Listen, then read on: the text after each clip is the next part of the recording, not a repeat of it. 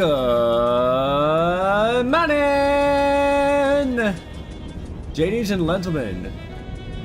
Welcome to Shadows Over Loathing. I had an idea for an intro, but I did not write it down.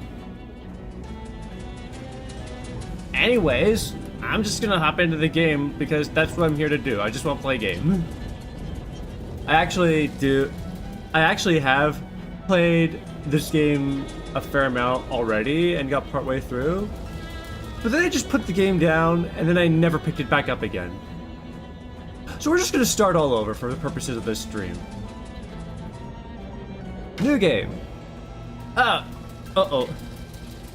WASD Moving Company. It's how you move.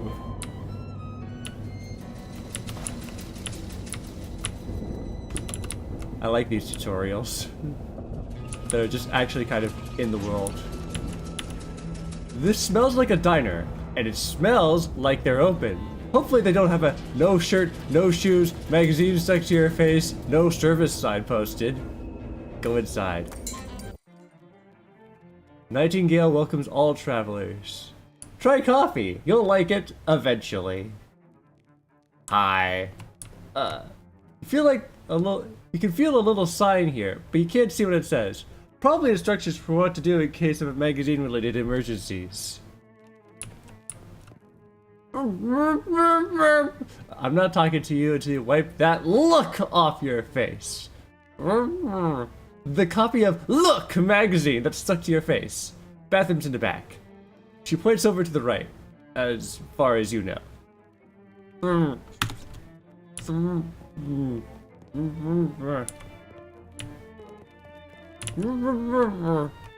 It's the bathroom, probably?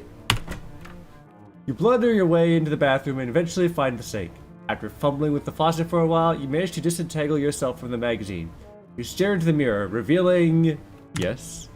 My face! My beautiful face! Quite the selection. I'm gonna go with the gray hair down here.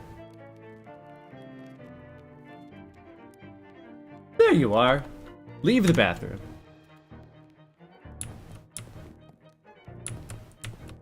A couple of older folks are having an animated discussion. Well, one of them is.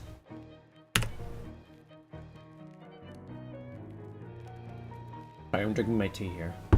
The way these young women act these days with the short hair, the sassy talk, and the dresses that don't even cover their ankles? It's scandalous! And those dances they do, flaying around like I don't know what. I thought prohibition would have put the kibosh on that sort of tomfoolery, but no sir! Can't imagine dancing to a waltz to the music they're playing nowadays, though.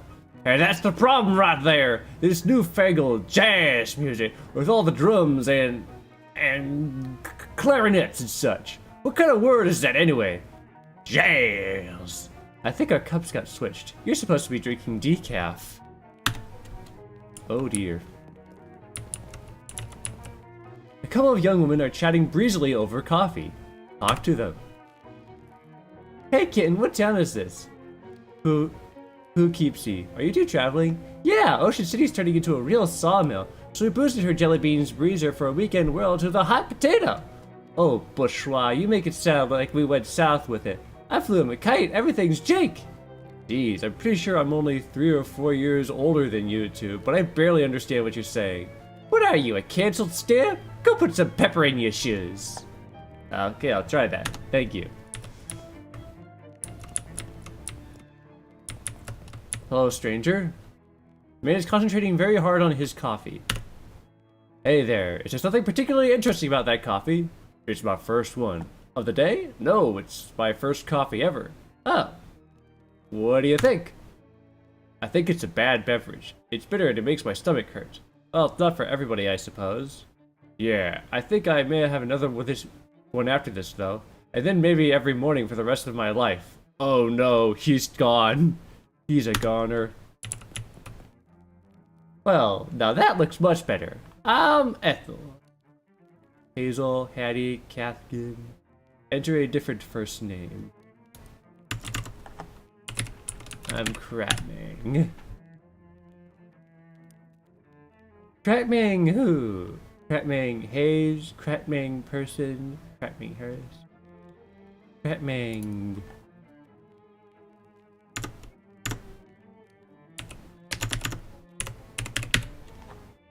I'm just kind of playing off of my KLL username.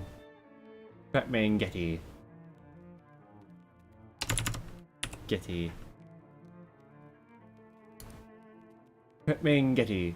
Pleased to meet you, Kratming Getty. What can I get you? Cup of coffee? Does the bus to Ocean City pick up here? Sure does. Should be here any minute. Good thing too. I hear we're in for rain tonight. What takes you to Ocean City? My uncle lives there. I got a letter from him. He wants me to help him with something. That's the reason, hun. But that's somebody else's reason. What's your reason? I really want to help. I got in some trouble back home. I'm searching for something. Just seeking my fortune. Mind your own business.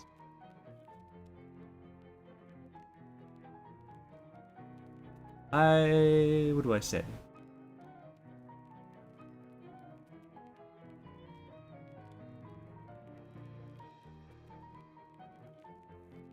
I got into some trouble back home. Really? You look like such a sweetheart. What did you do? I shot a parking meter. I started a fire in the mailbox.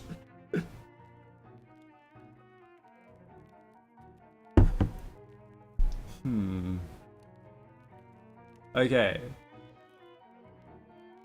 Beat up a phone booth. I'm kind of torn between shot a parking meter and started a fire in the mailbox.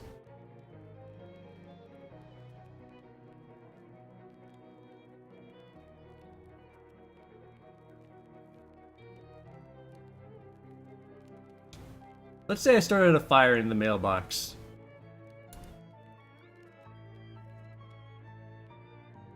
Checkered past. You're an arsonist when the situation calls for it. Now why would you go and do a thing like that? It was full of eviction notices. Oh. Ethel gives you a disapproving look, but she can't help but smiling a little. Anything I can get you, hon? Can I get a cup of coffee? Sure can. Best cup of coffee in the state, if I may say so myself. That'll be 1 meat. Shoot, I'm flat broke. That's a shame. Got anything else? Nothing for now. Thanks anyway. My sign says meat only, no credits. Case contains 3 pies, which is exactly 3 pies more than you can afford. Unfortunate.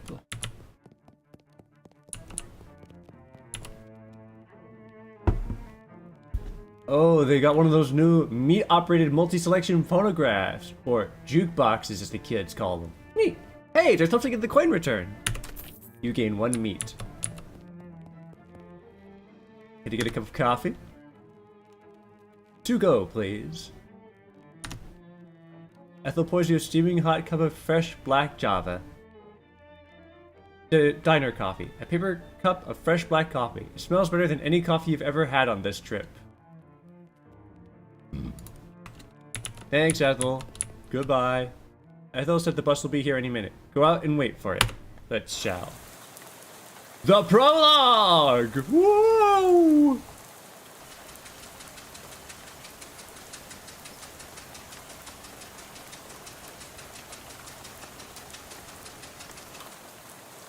You pull out the letter from Uncle Murray and read it again. Murray Morris, C.O. Murray's acquaintances, 111 Plunkett Street, Ocean City. Dear Kratman, I hope this letter finds you well, and I hope it finds you quickly. Something quite serious has happened, and I need the help of your adventuresome spirit. Come to my shop in Ocean City as soon as you are able, please. Your Uncle Murray.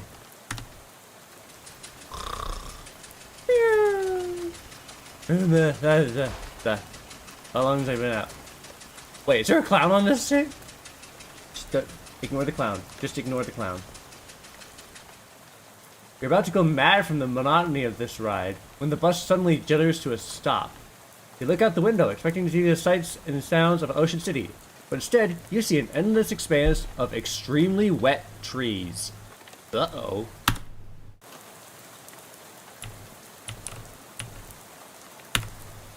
Before you talk to the bus driver, I, the narrator, am interrupting because I see that you've been playing through this before. Would you like to skip the prologue? If you do, you'll go directly to Ocean City with 17 meat, 40 experience points, and any items you kept in previous prologue playthroughs. No, I'd like to do the prologue again, but thanks, game. What's going on? This doesn't look like Ocean City. Nope. Sorry about this, but we're out of gas. Ah, jeez. You didn't fill up before we left? I filled up the bus. But this takes exactly 1 full tank of gas. He hands you an empty gas can. Plus 1 additional can. Swell! Why do I have to get it? Well, I'd go myself, except for 2 reasons. Those being, firstly, being as I am the bus driver, I'm legally responsible for this bus, and I gotta keep an eye on it. And secondly, because of my leg. What's wrong with your leg? It's attached to a fella that doesn't want to go wandering around in the rain at night. Well, alright then. Guess I haven't got much choice. Can I borrow your umbrella? This is a left-handed umbrella. Ah, nuts. Sorry about that. Here, I do have a flashlight you could use, though. Good luck. Thanks, dude.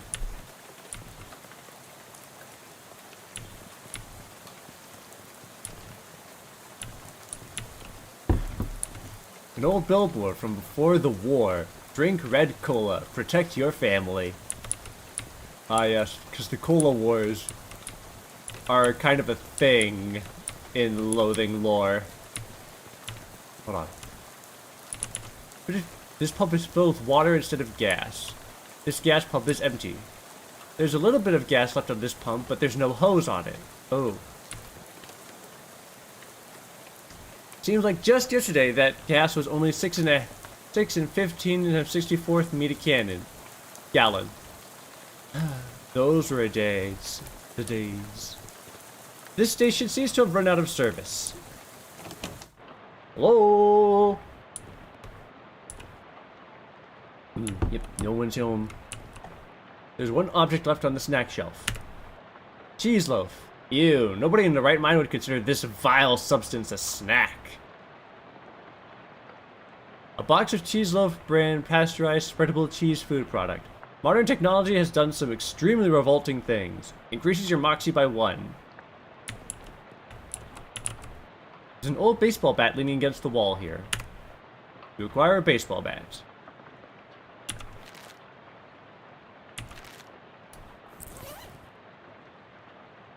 Well, we have the bat. Empty oil cans. A whole pyramid of them. Sign says employees only. Are you an employee? No. Well, since the place is out of business, it probably wouldn't hurt anything for you to go back there, I guess. Thank you. This shelf smells like axle grease and old paint. Probably because that's what's on it. If a broken radio can still be considered nice, then this is a pretty nice radio. A desk presumably optimized for doing gasoline-related business. 4 of the drawers contain nothing but old receipts and pencil stubs. The 5th one is locked.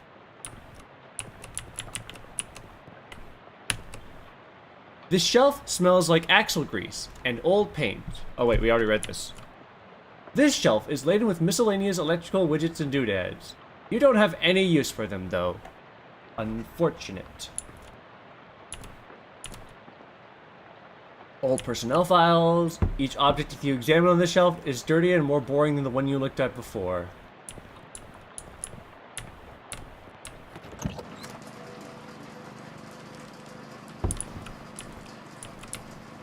Stand clear of the lift before operating, Steve.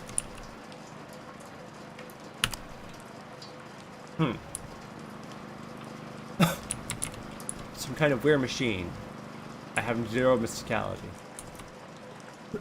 Wait, how much do I have? I have 1 of everything.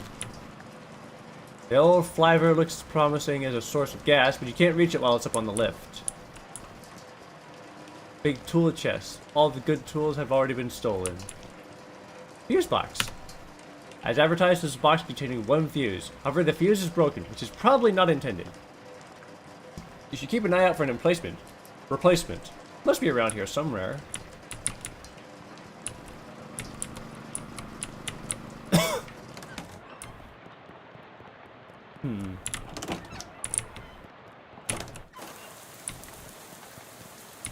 Finnegan's optional boxing gym.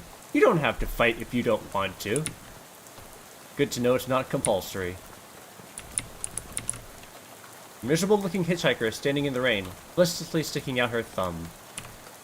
Hi there! Her head turns very slowly to face you, and her eyes don't quite meet yours. Can you give me a lift? I need to get to Albany. Sorry, I'm going the other way. Oh. Also, I don't have a car. Oh. What's your name?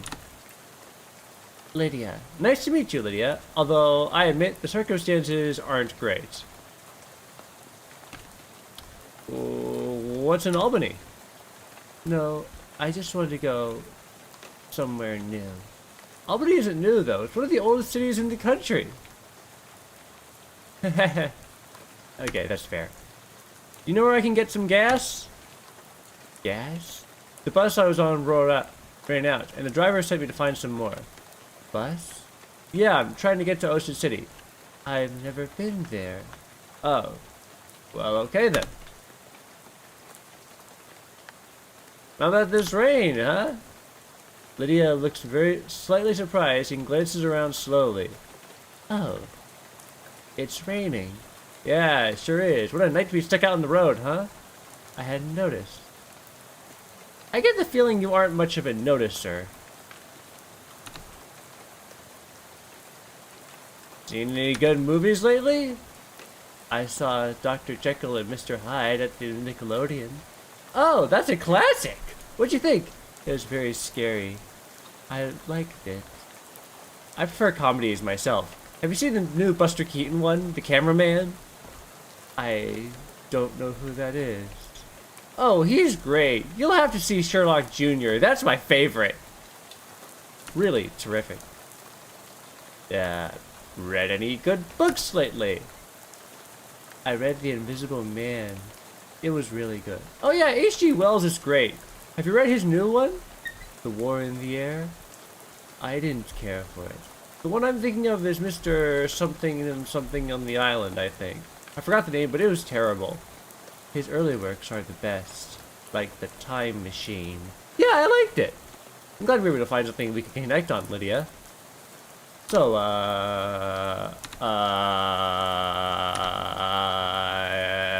okay, bye. Have a good luck. This field is extremely corny. Hey,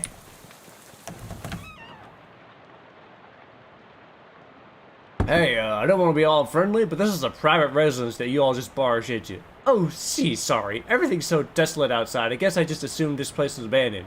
Well, come morning, you'll be right, so you might as well get out of the rain for a spell. Thanks. My name's Crapman Getty. Howdy, Crapman. I'm Alias. Alias Chekhov. Make yourself at home. There's a rifle hanging over the fireplace. Oh, wait. Are you leaving this rifle behind? Yep. How come? Well, it's a varmint rifle, and where I'm going there aren't any such varmints. There's a vermin, to be sure, and critters and such like that, but the almanac doesn't list any examples of varmint qua varmint, if you know what I mean. I don't know what you mean. No need to fret over it right now. In any case, that gun is for later. Later? Yep. Much later. Okay. What's this device? That's a duck call. What's for? It's for calling ducks. Oh, fun. Used to be. Doesn't work anymore on account of being haunted. Haunted? Yeah, well, not exactly haunted. Bunch of spiders got in there, and now it sounds all scary when you blow it. I see. If you want it, it's yours. You gingerly take the duck call, trying very hard not to think about the spiders. Reduces a enemy's muscle, mysticality, and moxie by 1.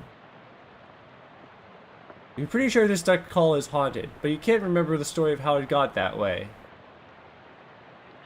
What spiders? Good job. Bears! Are these boxes really full of bears? Nah, those boxes are full of canned pears. I had a little fun with the labels, that's all. You want a can? I got one left that didn't fit.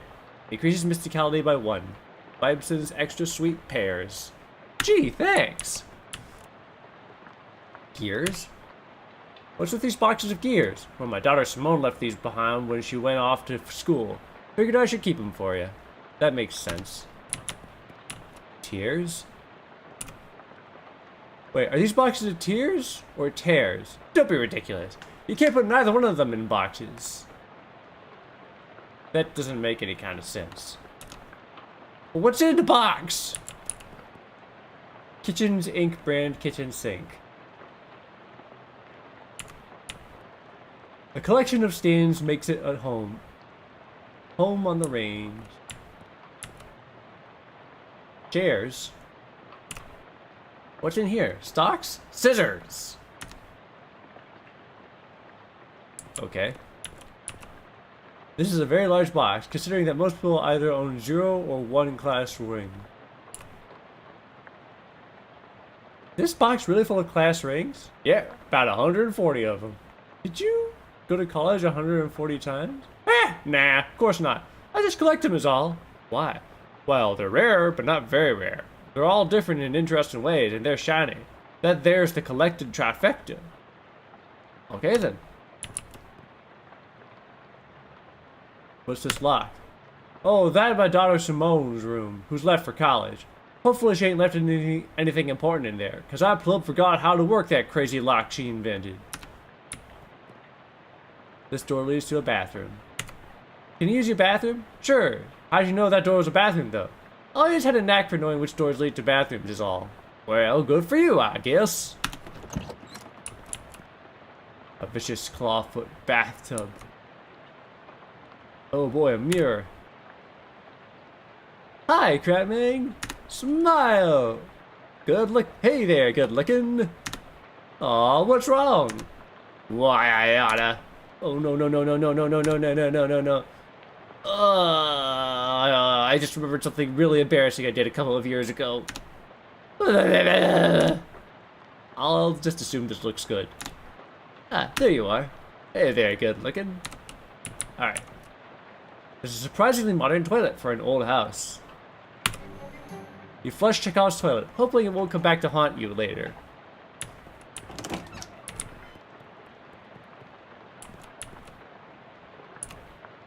You moving out? Alright, yep. Finished packing. Now I'm just waiting for the movers to come and take this last load of stuff.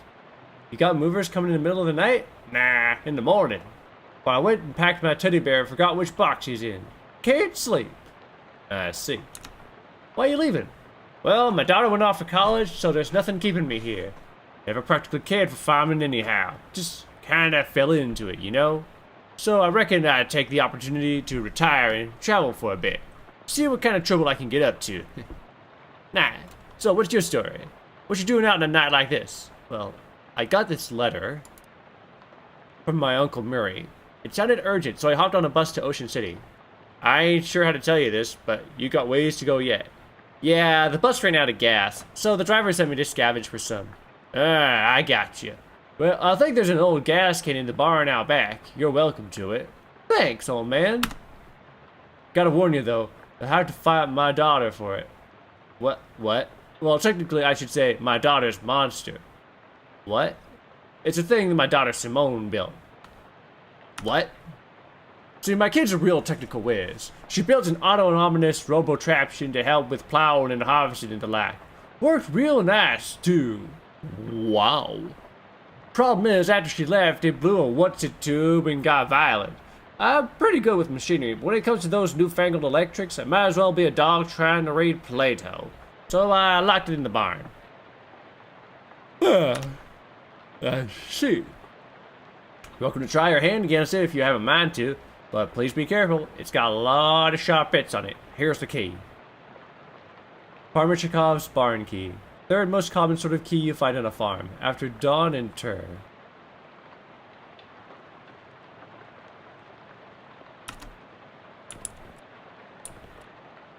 Where's this door? What's this door lead to? Spare bedroom. Ain't used it in forever. I don't even bother opening the door since that dust devil got in there. Feel free to help yourself, though. I doubt you'll find much of a use. A dust devil? Yeah, those critters are a real nuisance around here. They're attracted to beds that ain't been cleaned up under properly. cleaned under properly. And since I lost my broom back in 26, it's been a real, what does Simone call it? A nutrient-rich environment. Ordinary little beasts, real territorial. Okay, I'll be careful.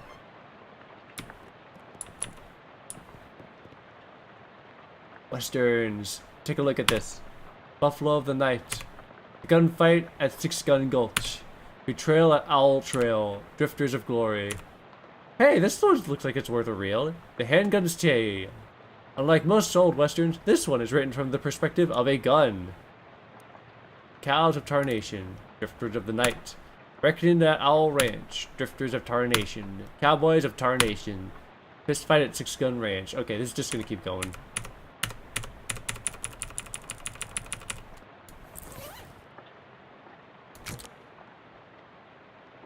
This story is pretty boring, but it contains some very technically complex descriptions of advanced shooting techniques.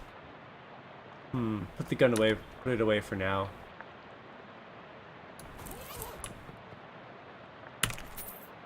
Meat. The Dust Devil is kicking up some real dickens under there.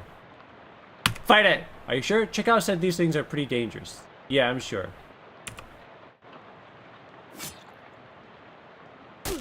Ouch. Pick up a rock and throw it at Dust Devil. Decrease the target's muscle.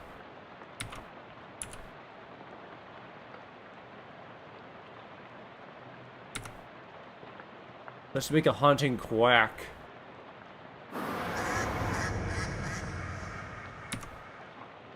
Alright. Whack it! Whack it! Whack it! Whack it! Oh.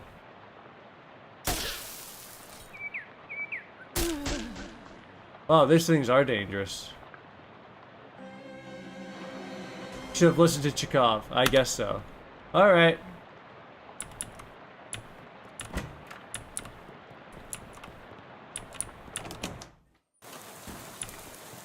Hey, a gun! Rusty Pistol. Deals your Moxie plus 1 physical damage.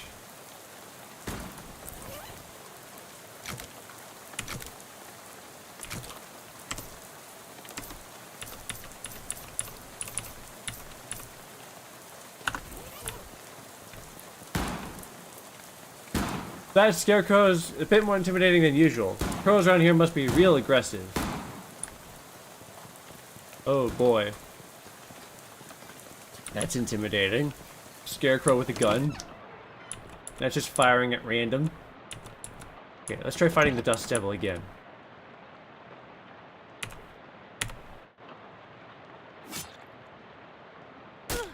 Ouch. This time, I have a gun.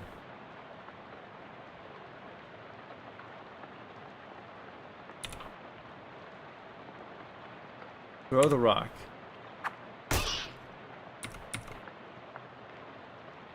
And then fire. Oh, no.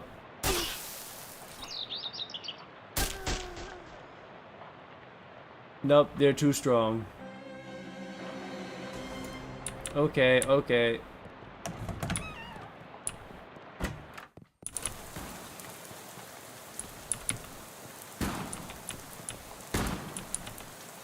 Gonna fight the scarecrow?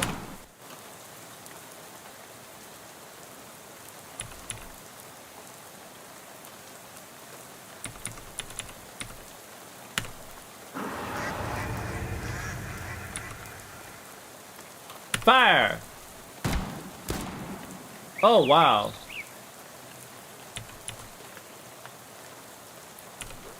Rock. And fire! Ouch.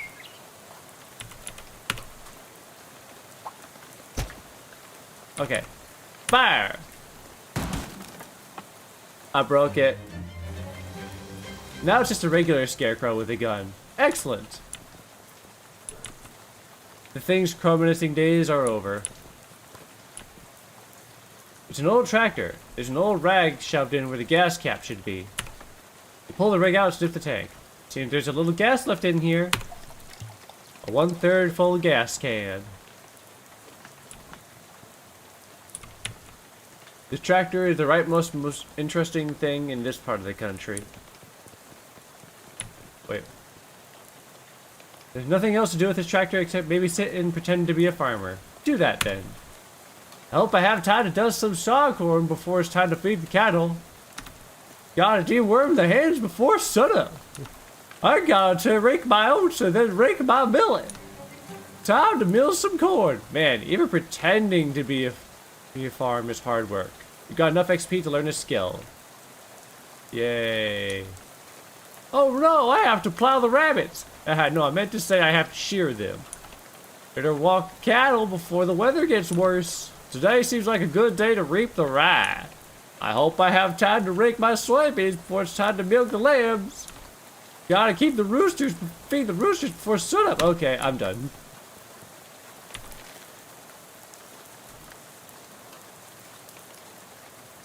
Let's see.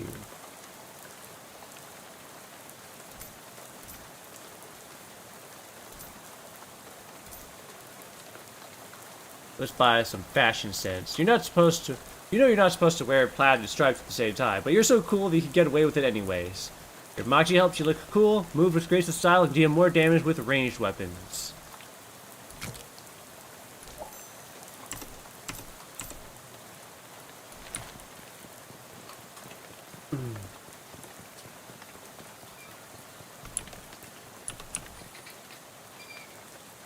Barn doors are locked.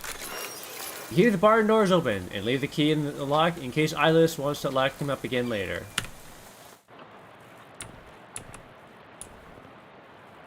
You have a recurring nightmare about searching for something in one of these. Based on the arrangement of objects around you, it includes that this is a machine used for turning hay bales into loose hay. Oh. That's a terrifying machine. Let's go see what's over here first. There's tools. Cabinet is roasted shut. A watering trough for some long gone livestock. This must be the farmer's daughter's fishing rod. I'll test my fishing rod.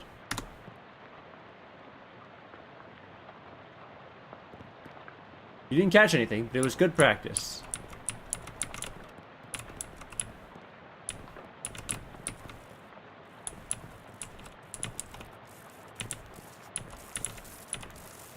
Not going past that thing without destroying it.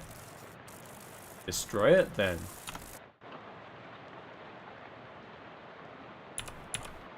Well, throw the rock.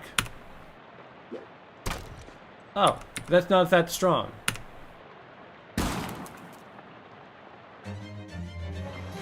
Simone's monster is now just a pile of parts on the floor. It's a workbench for welding. Search it. You find some welding gloves. Ooh, hot armor.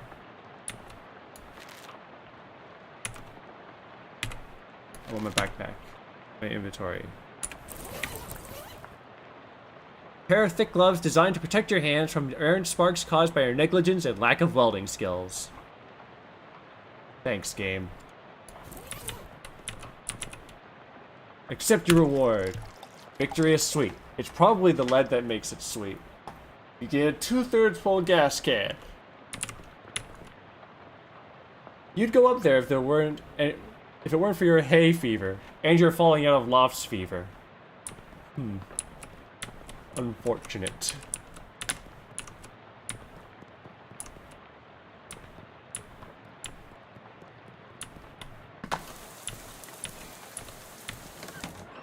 Let's see if I can do a little bit better against that Dust Devil now.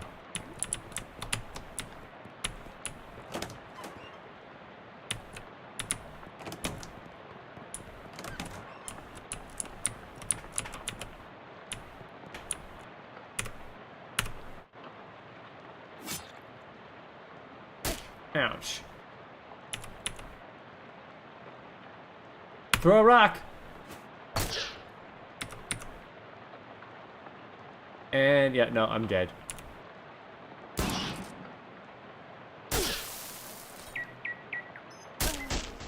Dead.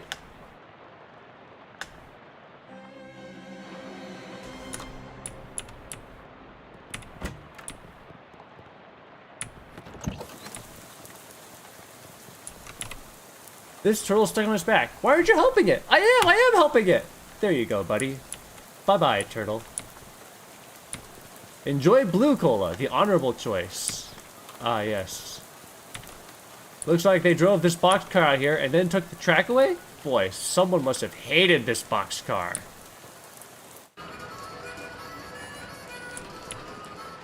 A cheerful-looking hobo toodles idly on a harmonica. Hi there, I'm Crabman. Well, howdy, neighbor. I'm Howie. Pleased to meet you. I'm not actually from around here, though. Well, the way I see it, this whole country is my home, so everybody's my neighbor. Aw, that's nice. Either that, or the old trespassers better get off my property. I'm joshing with you, friend. Care for some jerky? What kind? Clam! It's a local delicacy. Huh. Sure, I'll have some. Clam jerky. Increases your muscle by 1. There you are. Can't abide by the stuff myself. Like eating a dried slug, but saltier. Don't think of it, that's exactly what it is. You're really selling me on this local delicacy. If you ask me, the locals are a little bit weird. Okay then. Where are you from? Originally, I'm from Hawaii, but I got bored of the gorgeous tropical beaches and decided to hit the rails. You rode the rails from Hawaii. Yeah, real challenging trip for a first-time hobo, but I made it through all right. You ever think of going back?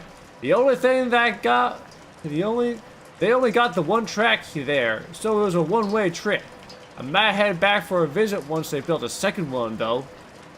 Okay then. Any plans for the future? Well, word on the wall is that there's a camp forming in Ocean City. I figure I'll mosey on over there once this rain lets up. Word on the wall? I've never heard that phrase. Is it like through the grapevine? Similar. Live around here? Not permanent lack, but I've been camped out here a few days. Alone? Used to be a bit livelier, but the bosses sent a railroad bull that run everybody off. Railroad bull?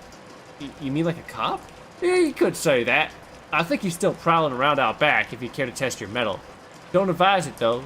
Is he packing heat? No, he's unarmed. But one of your arms might make a pretty good club once he gets off of you. Okay then. I'll take my leave.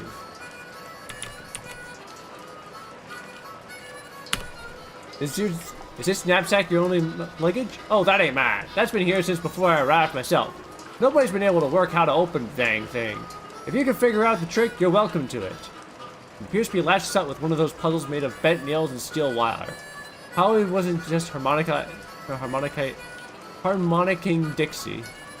I don't have enough moxie to open it. Open fire in enclosed space. Hey, there's something in there. You got a crowbar. Ooh, gas. Now I have a full gas can. You pour the gas into your own can, then hide the empty cans behind the garbage. Some incomprehensible glyphs are scrawled on the wall of the boxcar. What? 1917 sit class ring. Makes everyone think you intend to sit or mug someone who did.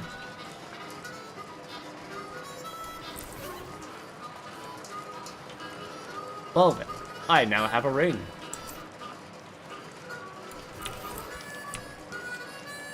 Door is extremely heavy. How much XP do I have? Not enough to do anything with, I think.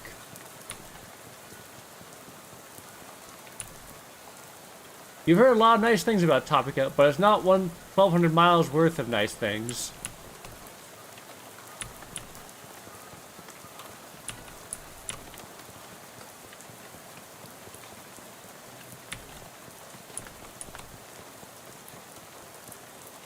There's a weird plaque where Lydia was standing.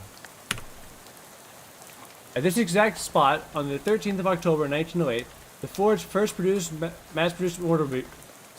state's first mass-produced automobile, a Ford Model T, purchased by O'Crullins, accidentally struck and killed the state's first hitchhiker, Lydia Barnsley.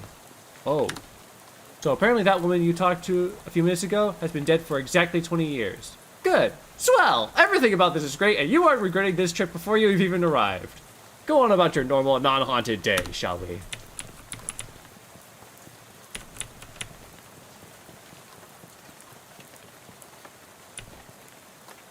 It's probably full of water instead of gas. Can I fish in it?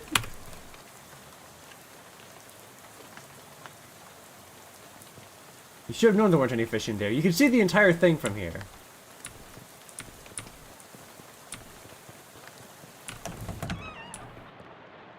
Loot it. Well, let's see if we can give this class ring to the guy who's collecting class rings. Hey, Elias. I've got this ring. Hey, a 17 class ring! I've got one of those in a Follow Emerald, but it's not a Follow Sapphire like one like this. These ones, they gave to the junior varsity pig skinners. Had a little enchantment on them so the kids would get quite so many concussions. Probably worn off by now. Huh. Is it worth anything? Nah, not to a jeweler or a pawnbroker or anything like that. 8-carat gold in the store one's made out of glass. The collector would probably give you 30 meat for it, such as myself, if you're interested in. Sure, 30 meat sounds fine. He fishes some meat out of the pocket and hands it to you. Pleasure doing business with you. Likewise.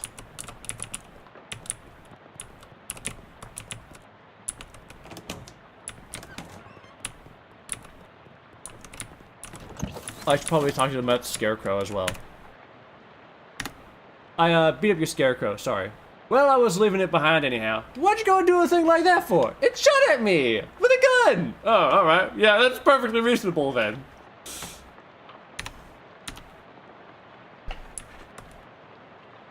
Glad to know your understanding, Niley. Okay, so I have with me the... I'm just looking around again, because I think I have food for... Yeah, I have strength food, and I have moxie food, and I have mysticality food. I can eat them all, but then I should eat them in the right order so I can do everything that I want to do here.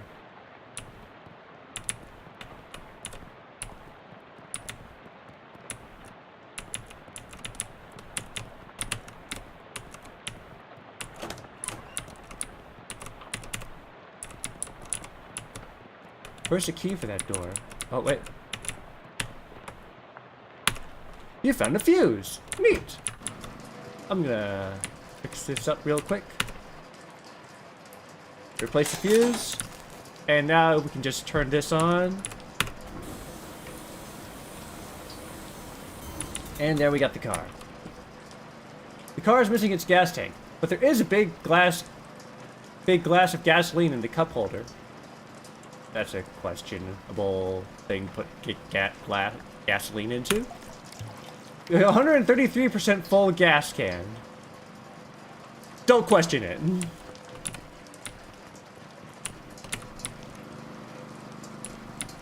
Okay, my mysticality is not high enough to figure out that machine. Doesn't seem to be a key anywhere for this drawer.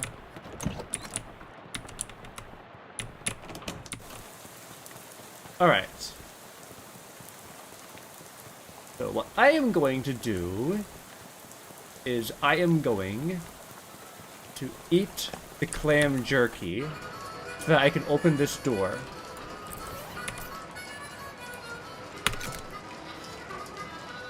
You gnaw the jerky until the gnawing is done. The swallowing, too. Yeah!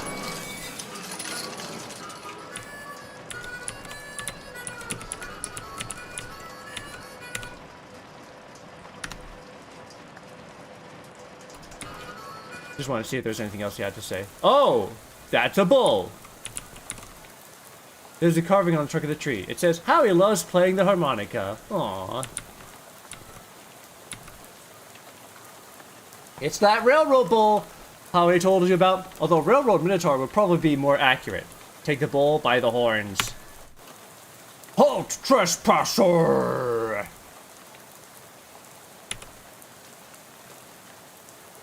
Whack. Oh dear, now he's just 1-1-1. Anyway, fire! Ouch! Well, I've got rocks. Woo! Fire! Oh no, he's dead.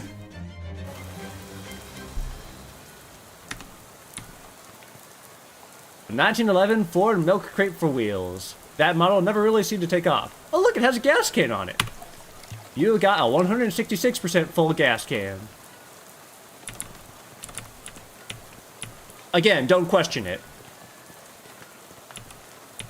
Somebody has placed a sheet of filthy linoleum on the ground here in an effort to lend legitimacy to this outdoor kitchen. The stew in this pot is beyond help, but you could probably salvage the ladle. You got a grimy spatula. Deals your mysticality plus 1 physical damage. Neat.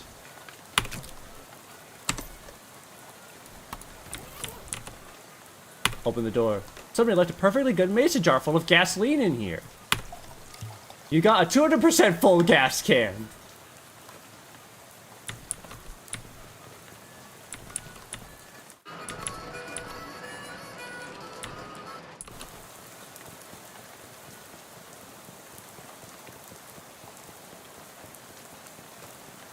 Now there's still the Dust Devil.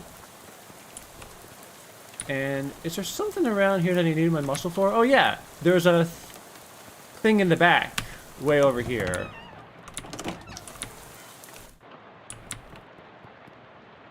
Never mind, my muscle is too low.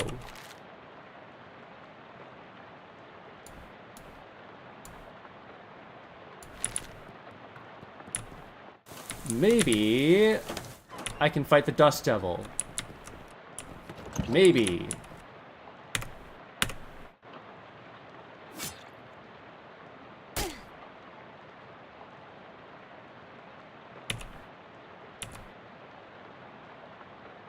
Alright. Throw the rock!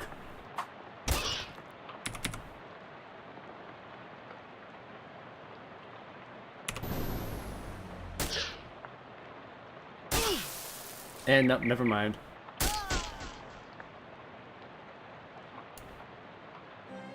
I'm too low. Maybe if I ate the pear, then I would stand a chance.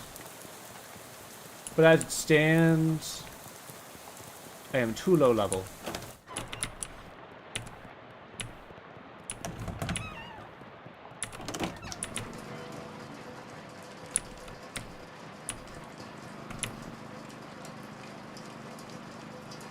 There's nothing else of interest in this car. There's also no interest for a year if you'd like to buy it. I would not. Suit yourself.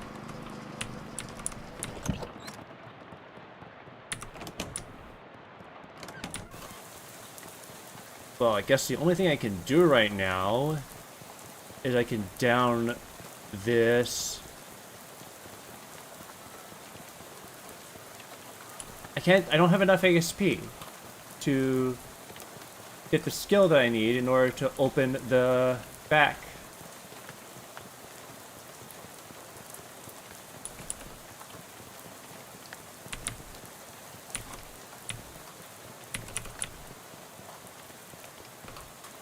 Hey, this turtle seems to be heading to Ocean City too. It might beat you there. What do you want to name the turtle? Default name is Turt, but I will name it... What do I want to name the turtle?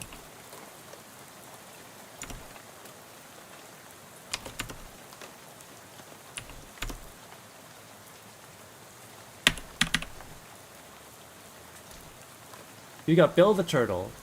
Heals a random wounded ally by his mysticality.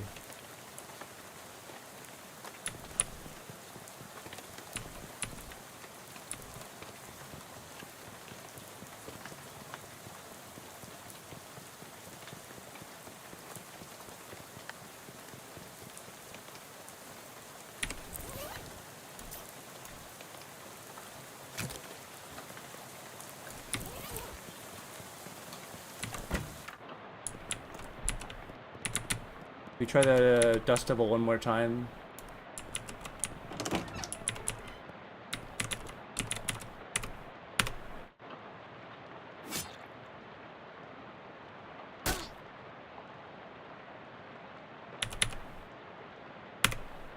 Go away!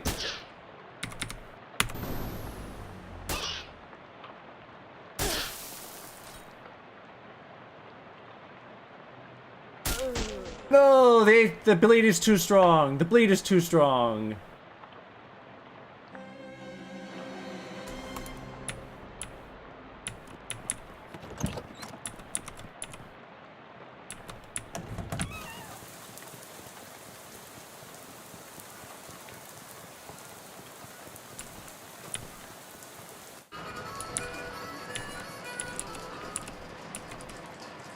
Okay, there's only one thing I can do here at this point, I think.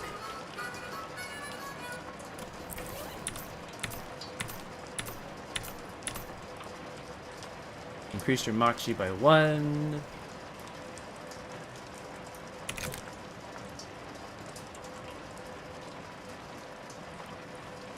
Cursed by the absence of crackers, you eat the cheese loaf with your bare hands. In the end, you are unclean both inside and out.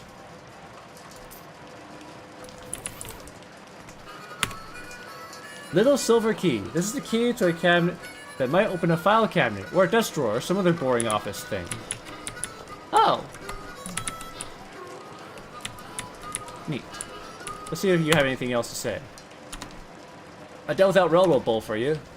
Well, that's a real service to the hobo community. Ain't got anything to offer you as a reward, but I surely won't forget this. Thanks, Howie.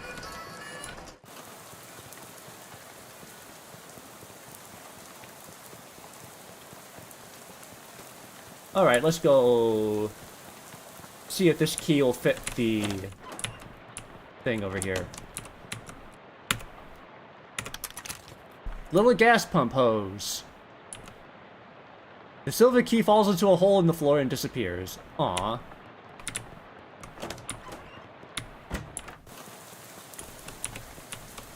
Install the hose you found. Pump some gas. 233% full gas can! Don't ask!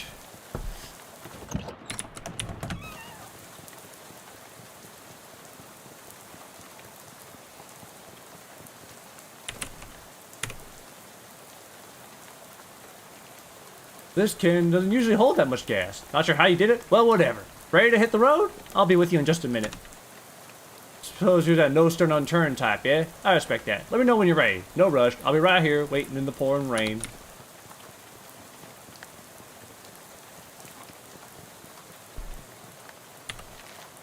Okay, I don't have enough EXP to do anything else.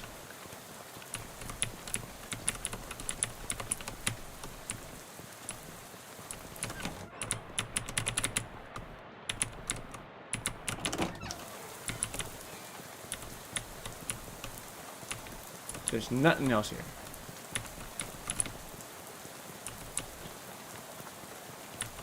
Absolutely nothing of interest whatsoever.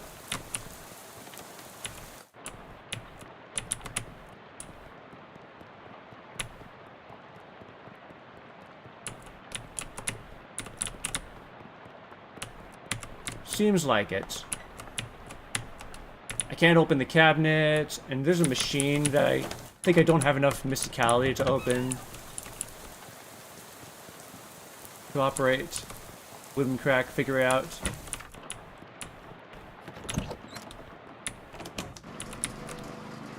Yeah, no.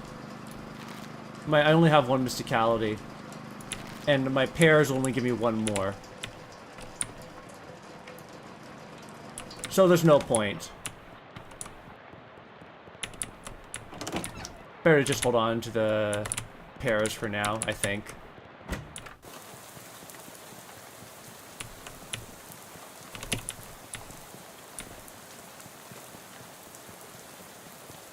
Although, could I possibly, maybe,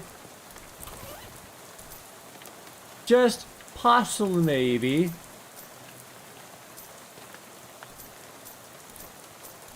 kill that, what was it, devil, dust devil.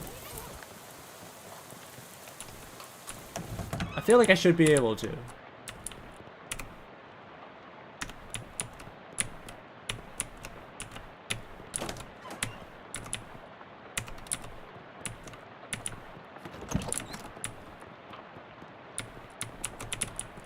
Yeah, I don't want to spend much time more here. Let's just go. Let's just go. Let's just go.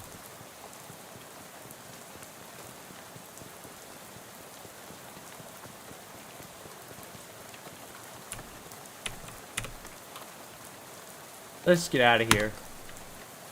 Takes a can and empties it into the bus tank. We're on our way. All aboard! Climb back on the bus and return to your seat. Soon you're dozing off, the sound of rain spattering on the window beside you. Unfortunately, it's barely an approximation of sleep. The sort of sleep that you slip into so gradually that you don't even know you're asleep until something wakes you up. Won't get straight, and you realize that you've been meandering on thoughts that the past few minutes have suddenly been utterly strange, shadowy tendrils of whispering ideas. Hey kid, this is your stop, right? That you're now totally forgotten. All ashore, that's going ashore. Thanks for traveling, the Willis Bus Co.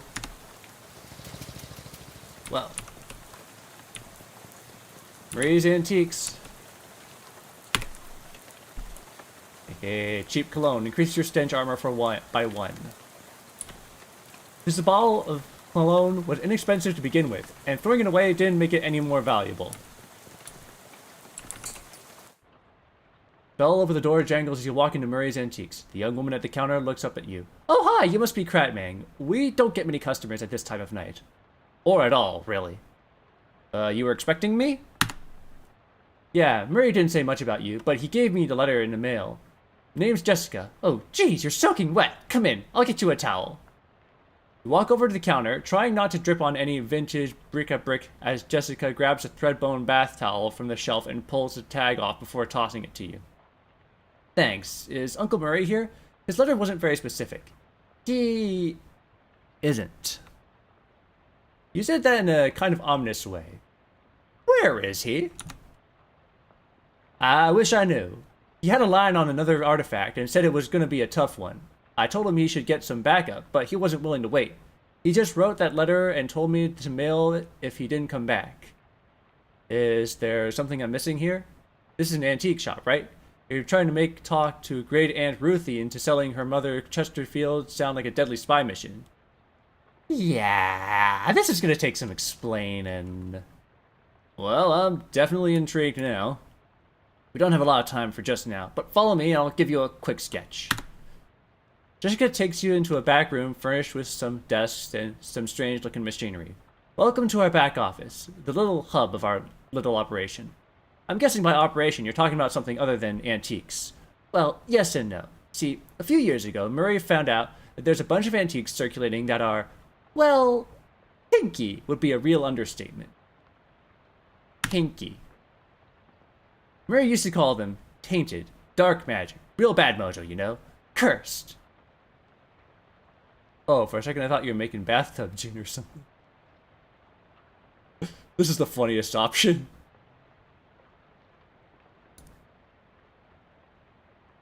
For a second I thought you were making bathtub gin or something. It's no joke. It's what our real job is here. The antique store is just, well, not exactly a front. We find a lot of regular antiques too, and selling them keeps us in scratch. But really we're trying to hunt down all those evil doodads and neutralize them so nobody gets hurt. And Uncle Murray went out to get one and never came back? That's the long and short of it, yep. What do you say? You in? Absolutely, I'm always up for a crazy adventure. Well yeah, I can't just leave him in the lurch like this. I'm always up for crazy adventure. You hear the shop door open, and after a moment, a goblin pokes her head into the office. Hello? Oh, swell timing. Hey, Gabby. Murray's sister's kid showed up. Came to meet her. I go by him, actually. Hi, Gabby. Pleased to meet you. Hi, Gabby. Pleasure is all Gabby's. I think they have a default gender for each head, but they don't actually tell you what it is until you get to this point. Gabby, would you be a dear and carry his luggage to Murray's room? And grab some blankets, stuff out of the cupboard. He can sleep there till we find Murray. You got it! Gabby picks up the suitcase and carries it through a door in the back of the room. I could use some sleep. Oh, this desk's a mess. Whose desk is this? Murray's. I keep nagging at him to straighten it before someone bumps into it and we have to call the National Guard to dig them out of an avalanche. With curse-proof shovels and a squad of exorcists handy. Anyway, best not to mess with it. Will do. I mean, won't. You don't have time to play chess right now. Whose desk is this? Charles Wallace, our handyman. He's fixing up a leak on the roof right now. He'll be back later tonight. Ooh, cat! What's this cat's name? Calliope. Murray got her a couple of years ago. Give Calliope a good scratching, but it doesn't react at all. Why doesn't Calliope like me? She'll warm up eventually. Try giving her some sardines. She loves those. Do you have any sardines? Nope, we're all out. You can get some more tomorrow. They have them at Colas War Surplus next door. You're not even hazard a guess as to what this contraption does. Nobody you need to call right now. Not sure what this clock is telling, but it sure isn't time. Well, I'm gonna turn in. Good night. Hang on a second. You can't go to sleep yet. I'm pretty sure I can. I bet I could do it right here while I'm standing up. Haha. Hate to spring this on you, but there's something we need to do before night's over. Oh, swell. What is it? You know those cursed artifacts I was talking about? Since info on them is so sketchy, we've been working on a machine that can detect them with radio waves. I call it the Detectotron 1000. We've just gotten it up and running since Murray left, and it turned out there's a tainted thing practically right on our doorstep. Oh, that does not sound good. Oh, not great. I was going to have Gabby go get it. That's why she came over tonight. But since you turned up out of the blue, I guess there's no time like the present. I am probably not exaggerating when I say there's literally no time except for the present. As in, there might not be a future. You won't have far to go. It's just down the other end of the block, if the readings are right. There's a newspaper office that got shut down earlier this year. It should be in there. Gabby should go with you. She's good in the fights. Oh, I'm not unfamiliar with violence. Well, hopefully it won't come to that, but you never know. Gabby! Go to that newspaper office with Crabbag and help him get the hat, okay? Okay, Gabby is ready for action. Let's mosey. Alright, fine. You said it's a hat. A curse hat. According to the readout, yeah. Man's fedora, probably. And what am I supposed to do? Just break in and take it? Well, not break, exactly. I managed to finagle a spare key out of the guy at the realtor's office. I'm pretty sure that still counts as breaking and entering. You'd be in and out and back here before you know it. Let's do this. Come on, Gabby.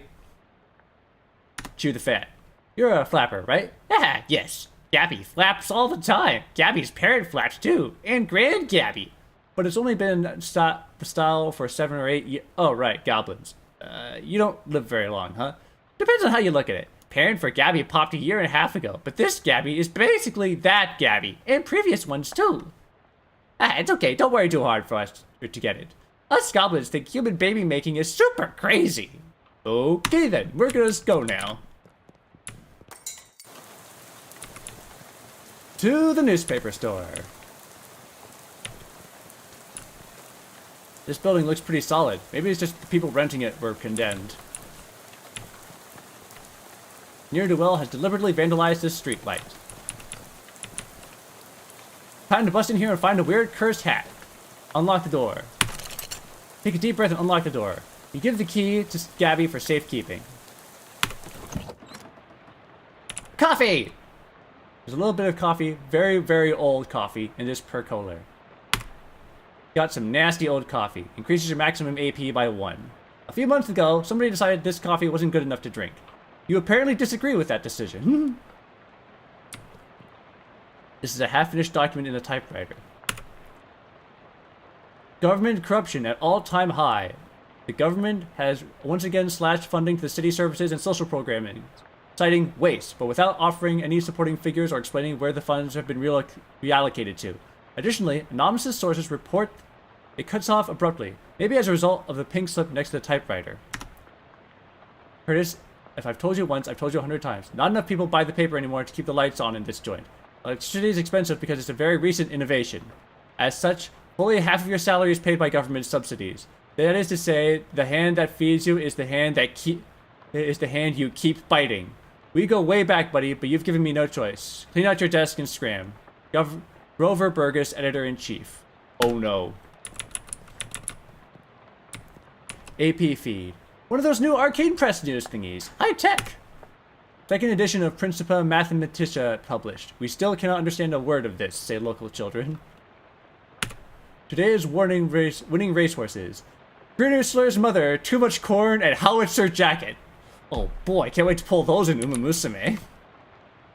Half-finished letter in the typewriter. Reginald, I think Burgers is onto us. We've gotten careless. In fact, I think maybe we shouldn't be typing this out as a letter instead of just talking to you in person. Why am I doing this? Meet me under the water cooler this afternoon. Ah crap, here comes Burgers with the pink slip. Sincerely, it doesn't say who it's from. The writer must have gotten fired before they could type their name. Also, under the water cooler? What's that about?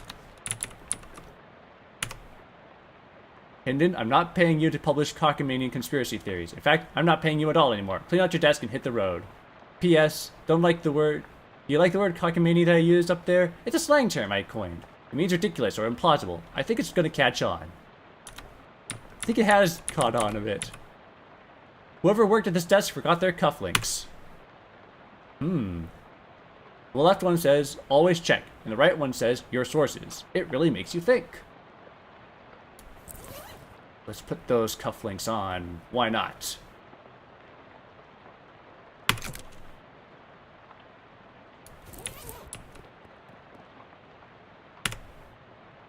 Robson. First Hendon, then Carver. Who's next? Venerable says the Burgress comes for him. He's going to karate chop his desk in half. Sincerely, Curtis. P.S. What's a karate? Tucker, I got you that bottle you wanted. I stuck it under the water cooler where Burgers can't find it and rat us out to the proes. Be it back. Under the water cooler, huh? Surely it's not still there, but it wouldn't hurt to check. Under the water cooler. Carver, I can't believe I have to tell you this, but it is against company policy for an employee to steal the printing press. You are fired. You are so fired. I need a new phrase to describe it. I'm giving you the axe. And if I see your face in here again, I'll give you both the axe and set you on fire. Grover Burgers, Editor-in-Chief. Yes. How did you even lift it? You must have had, what, 5 accomplices? Unbelievable. You make a mental note to never pick a fight with this Carver person. Pneumatic Tube System Operation Manual. This is a reference manual for citywide network pneumatic tubes. Looks like the eye has a state-of-the-art delivery infrastructure.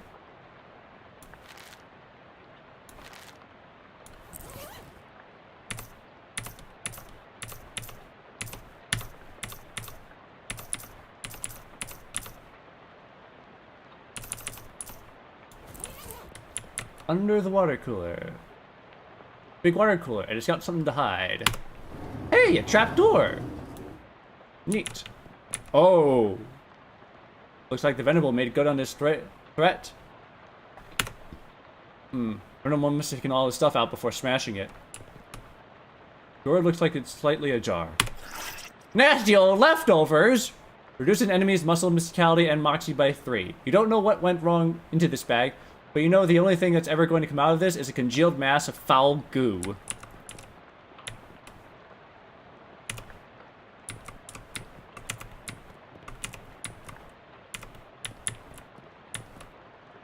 Okay, down the door. Hello. Seems like something around here is pretty fishy, and it's those 2 moist fellas standing between you and that abandoned hat over there. Not wanting to get any closer, you chose to investigate as squint at them from a short distance away, which is probably for the best, as it might be bad for your mental state to see them in too much detail. These humanoid creatures are between 5 and 6 feet tall, hard to judge because of their hunched-over posture, and covered with scales that glisten sickly in the dim light. Can't tell if this is natural luster, or due to them being covered in oily sewer filth.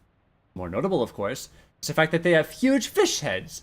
Sorry if I buried the lead there, but, you know, saving the dramatic part for last and all. Their huge, bulging round eyes glare at you from out of the darkness, faintly luminous like radium watch dials, and they hiss and glorble at you between rows of pointed shark-like teeth. Gill slits on the sides of their heads open and close like thin, wet mouths of gasping for air, or whispering terrible secrets, whichever seems more likely to you. Gross. It appears they're very displeased to see you, but are smart enough to hold off attacking you until they've judged how much of a threat you are. Let's not fight them. Let's, figure out how to get rid of them. It's a calendar from 11 years ago. There's a huge black skull scrawled on the July 22nd, 1917. Pneumatic tube system. Check it out. The control panel has a green button, red button, big lever, knob with a bunch of letters on it, and a series of colored lights that are all currently off. Oh, they have a manual for this thing, I think. Push the green power button, pull the pump and gauge lever, adjust the suction rate according to pressure diagnostics. Red light is on, set the suction adjust to A. If blue light is on, set a dial to E. Green indicator is on, set a dial to C. To abort startup, press power off button. So power on, engage, red A, blue E, green D. Okay. So push the power on button. Pull the lever. A yellow light is inserted onto the console. We don't have a yellow light.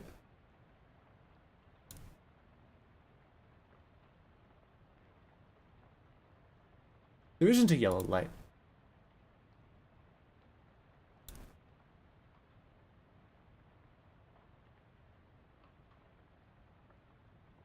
A red, B blue, green D.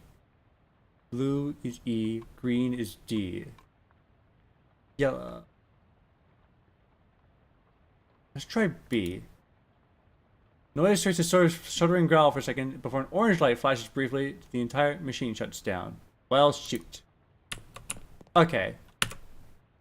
So I think that was the orange light. Let's try that again. Push button. Pull lever. Yellow light. So we want C, I think. Hey, got it! Because got red, orange, yellow, green. That's the logic, I think. Somebody's going to get some very strange mail. And how? What were those things anyway? And what were they doing down here? Why were they trying to start an underwater newspaper? Well, that wouldn't work. The ink would smear. Anyway, here's a hat. Terribly cursed fedora. A simple black felt fedora. It doesn't look cursed, but it has a palpable aura of menace around it. Nothing good can come of this. Ominous, vaguely person-shaped stain on the ground. Ooh. Yeah. Best not to look into that. It's an underground press. Literally, there's still a newspaper left in it. We got the underground newspaper. This was printed in a secret underground newspaper office. Let's go check the date. What was it? 19-something? 17? The top of the story from the decade is Ocean City controllers passing of an overly complicated sidewalk right-of-way policy that outlawed street-side newspaper vending machines and limited the maximum allowed width of newsstands to 4 feet. The story continues to say that watchful eye management raised concerns about loss of revenue, and the comptroller made vague promise to divert city funds to make up for any future shortfall. Looks like it worked out great for everybody! There's one more thing here. Tragic accident certain to have no consequences. Tragedy occurred yesterday evening when Hiram O. Krullins, owner of the first mass-produced commercial automobile... Oh, we did this already. Accidentally struck and killed hitchhiker, a person standing the side of the road attempting to solicit transportation from passing motorists. Fortunately for Mr. Krullins, the notion that vengeful spirits of the dead might haunt the place of their demise in murderous, phantasmagoric rage has been rejected by modern science as rather unlikely, wouldn't you say? Unlikely, sure. Definitely didn't see any ghosts there. What? I saw a different thing. Thought I saw a different prompt, but now it's gone.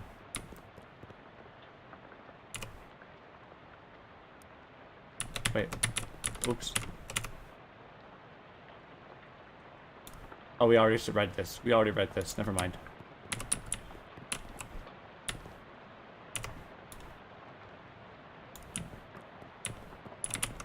Okay, I think we've seen all there is to see here. Somebody scratched weird symbols on the sidewalk here. It's late. The bank is closed. Can't see anything interesting within walking distance in that direction. Alright, we've got the hat. Let's just wander around a little bit more.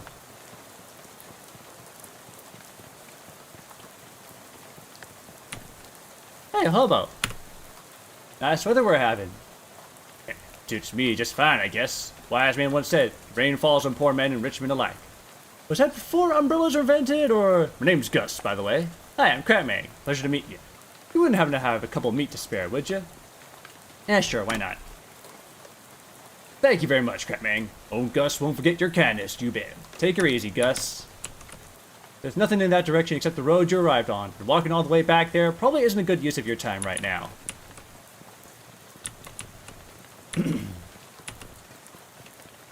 Alright, let's go home. Did you find the hat? I found a hat. I guess it's the one you meant. Doesn't look unusual, although... Yeah, well, it does creep me out a bit. I can't really put my finger on why. I know what you mean. Feels kind of like you have a headache, except you don't actually. More like a feeling of dread.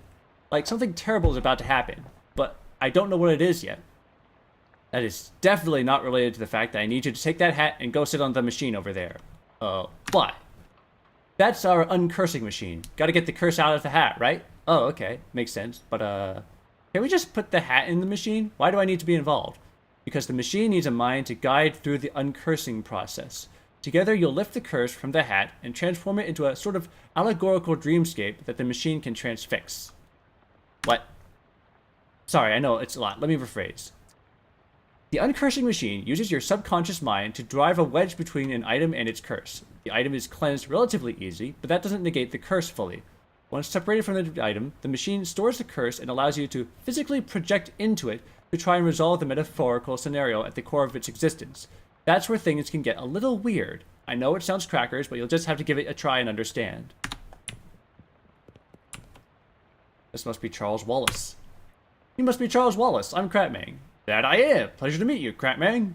What do you do around here? Oh, you're a general handyman sort of stuff. I keep the lights on and the water running. Built the detectotron and the uncursing machine too. Wow, that's some high-tech wizardry. Oh, it's nothing really. Let me ask you something. How does that weird uncursing machine work? Oh, I only built the thing. I can't really tell you about how it works. The innards are all wired up to a little porcelain cat figurine that Murray found somewhere. That's weird. In a real traditional sense? Yep. Anything else I can help you with? No. Okay, let's go through the uncursing process, shall we? We sit in the chair, which is surprisingly comfortable, and pull the weird metal dome thing over your head. What would you like to uncurse today? The terribly cursed fedora, please. No sooner have you sat down in the machine with a hiss, positively whiffs the fedora straight up into the dome. The hat rattles around in there like a snake in a cement mixer, and after a good loud minute, flops limp and wet into your lap. Whatever ominous energy it once possessed the terribly cursed hat is now gone. It is now simply a terrible hat. But the curse itself still lives, transfixed as a dreamlike construct within the machine. Now how do I get rid of it? Ooh, hat's on my head now. See, curses are like energy, Crabman. They can't be created or destroyed, only changed. Can't remember who said that. Isaac Newman? Newton Newman, yeah. That machine knows how to take a curse from one object and put it on itself. But how to change a curse? I don't know. That's some higher consciousness spiritualist stuff. Don't know much about that. I'm more Newton Newman sort of guy. The fedora's curse bounces around the innards of the machine, daring you to project your consciousness inside of it. Sounds safe. I'll do that. What? Welcome to the Federal Reserve. There's the machine, if I want to exit. I heard thy death call, creature. Grace now, I will find in my murder. Tree fell before its time, ground stained with sin. Even in Arcadia, there is death. Hate in Arcadia. Even in paradise, there is a killer. Thou know who I am and why I'm here. Aye, Cutter. There has been a murder. What knowest thou of murder? That I did not do the murder, and that is all. What mo have for thee for me? Only this. I am one of 3 brothers. One of us telleth truth, one of us always lies, and the third does not speak in at all, but honks. If I find in thee a liar, there is nothing I can do to save in thee. Aye, Cutter, thou art a servant of the wood. Blessed be her branches. One's truth, one lies, one honks. Big power in the wood today, Cutter. Aye, a tree has fallen in the forest and has made a sin. But me not me a sinner, that I assure thee. Thou claim to be without sin. None of us is without sin, but mine do not run to murder. Then who? Look for my brother. Thy brother speakings of 3 brothers. One who lies, one who tells truth, and one who does not speaking but honks. What speaketh thee? This is fairy talk. Nothing has honk in this land since Mother Duck laid the big egg. No honkin' since then, no sire. Something is rotten in the woodcutter. Aye, a murder, with perversions at its source. Speak to me of perversions. I have nothing to say, for I do not tarry for them within. What do thou tell me? I am troubled by the murder, but I know no thing. I warn thee, my forgetfulness makes no room for liars. Thou would do what thou must, Cutter, I have no doubt. Thy brother speaking of 3 brothers. One who always lies, one who always tells truth, and one who does not speaken but honks. What speaketh this? I do not honken, I swear upon it. Now hast thou ever honken? Never. Sin in mine eyes.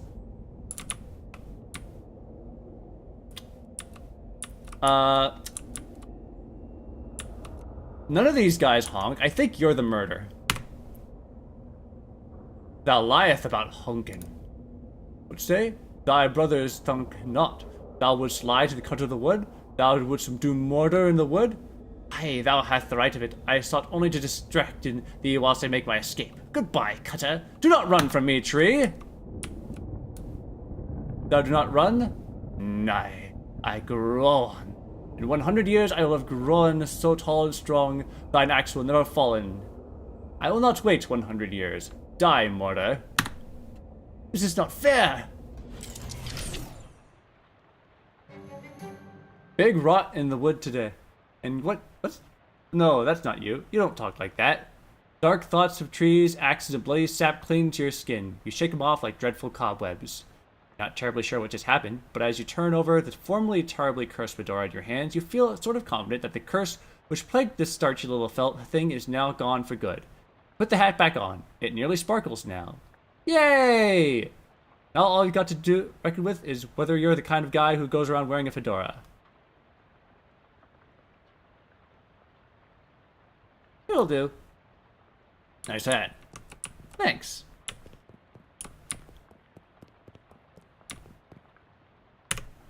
How'd it go? It, worked, I guess. Great. What's it like? I, had some crazy dream. There's a woodcutter. That was me, I guess, and he's talking trees, and one of them had sinned. You know what? Never mind. Some kind of crazy dream is plenty in front of me. Alright, so we're done here. I guess we're done here. Sell for knickknacks and knickknacks and ticks. Take a look. There's an old ragdoll on the top shelf. Must have been left by the previous tenant. Okay. Finally, time to get unpacked and get some sleep. Oh no! You stared out the flames, but it's a total mess. Everything you own has been reduced to ash. Everything except bizarrely the stamp from Murray's letter. The stamp from the letter Murray wrote to you last year was the only survivor of the luggage inferno. It's got a picture of a cute dog on it. Not even charred. Lots of empty space in here. You should try to acquire a bunch of random crap to clutter it up with. Ooh, a television. Unfortunately, no shows have been invented yet. Darn. Can't even watch the Wilkins coffee commercial on repeat. Can't even work the doorknob. It's time to sleep. Okay. You are very ready for this day to be over. Goodbye.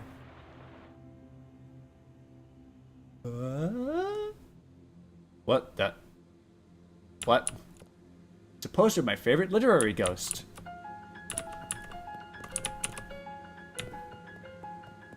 Oh boy. Lots of people in this hallway, it seems. Hello. Hello. Nice faces you've got there.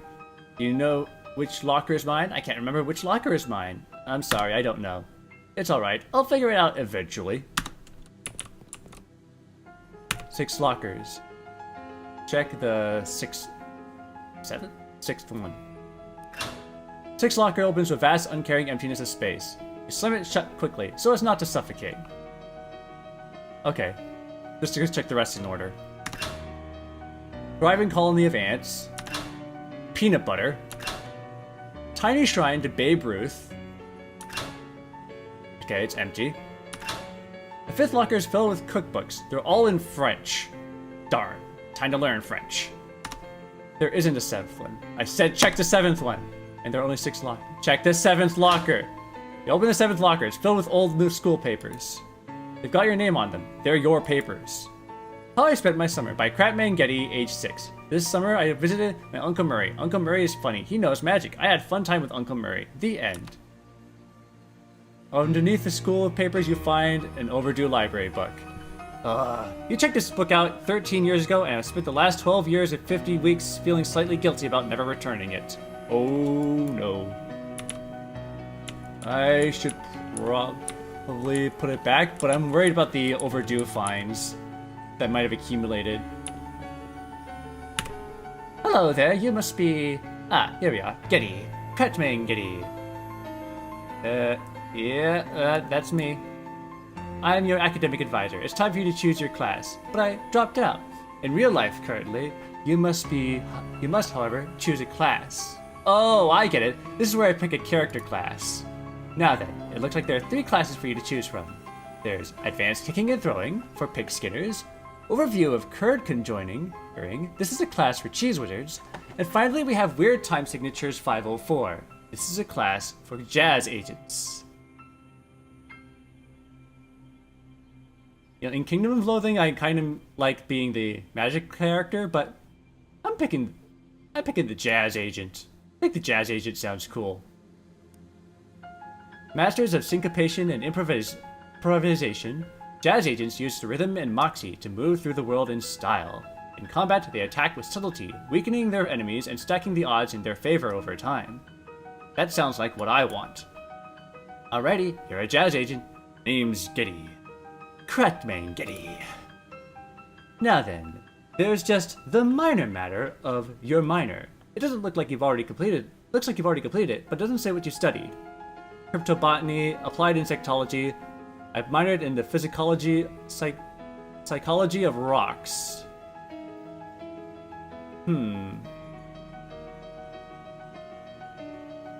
Plants, insects, or rocks. Oh, you know what? I just realized something. See, in Kingdom of Loathing, there's this random set of random skills you can get. If you go to this place called the Drip, you can get one of 3 random skills. You can get either Drippy Eye Stone, Drippy Eye Bug, Insect, or Drippy Eye Plant. Just find this an odd coincidence here. Do I want... I'm thinking of either botany or rocks. I minored in cryptobotany. A cryptobotanist, you're an expert in all plant-based arcana. Actually, no. So you know all about rocks and gems and their hopes and dreams. No, yeah, I'm just picking cryptobotany. You got the cryptobotanist, crafting ingredients from plants. I believe we're done. Feel free to wake up and go about your day. How would I go about doing that? She smiles and points at the door on the right side of the screen. I mean, the right side of the dream. Just through that door. Thank you.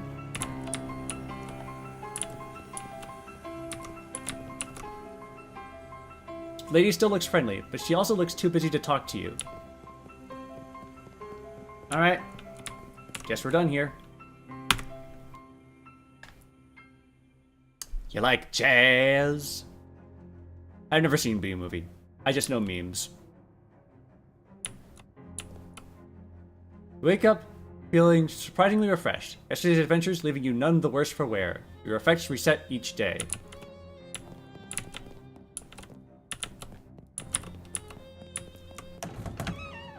Morning, Crabman. How'd you sleep? Wait, why are you still wearing those wet clothes? All my other clothes burned up in a freak luggage fire. Ah, geez, that's weird and unfortunate. You seem less surprised by it than I would expect. We've gotten kind of accustomed to weird and unfortunate stuff happening around here. You can pick out some clothes from the shop out front, and if you don't mind looking like somebody's dusty old grandpa, I'll be alright. Thanks anyways. Well, once you got the sleep out of your eyes, I've got another mission for you. Another cursed thing? I've had my eye on it for a while, but it keeps moving around. Mostly the readings put it at the local speakeasy, at the back of an alley at the other end of the block. The artifact isn't there right now, but that's where I'd start looking. Maybe you can pick up some clues. What am I looking for? It appears to be a watch of some kind. A pocket watch, or maybe a wristwatch, I can't be certain. Watch in the speakeasy in the alley. Got it. Anything else? You'll need a password for the speakeasy. It's Fiddlesticks. Also, let me give you this to-do list. It's enchanted to always show you whatever's written on the chalkboard here. Well, that's pretty neat.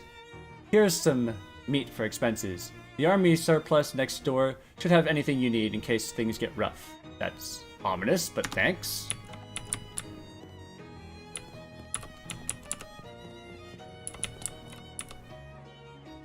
See if anyone wants to play chess.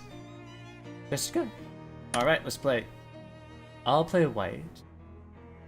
Oh, I don't have enough in Charmer to do this thing. Okay, so basically what happens here is... Well, did I mention that I played this game before? So I know what's going on here. You need to get high enough elemental armor in order to play the move so that you can actually win the game. Otherwise, you're just going to lose. No matter what you do. Chapter 1. Welcome to Ocean City.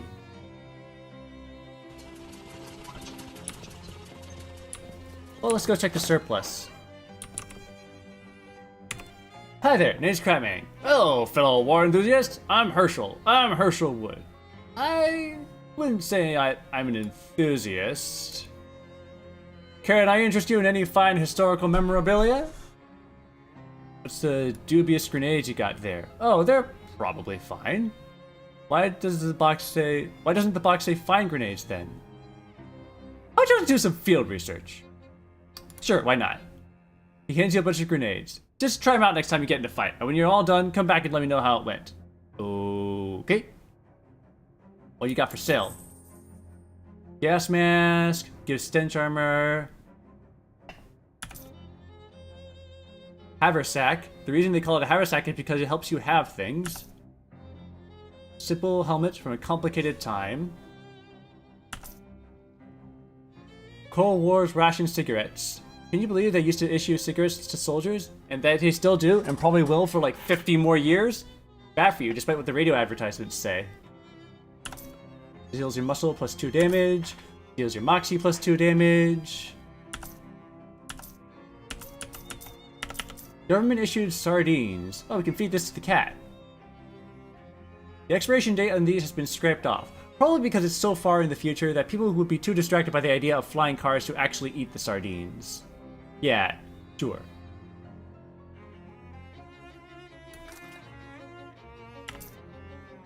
This book taught Cold War soldiers that, although words can never hurt an enemy in combat, extremely loud orchestra noises definitely can. Grants orchestra strike. Well, I sure do like striking with orchestras, I'll take it.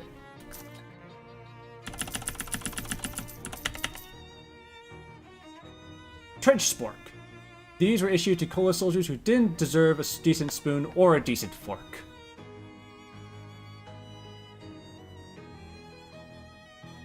Deals your mysticality plus 2 physical damage. I have a mysticality buff, so we're just gonna go with that.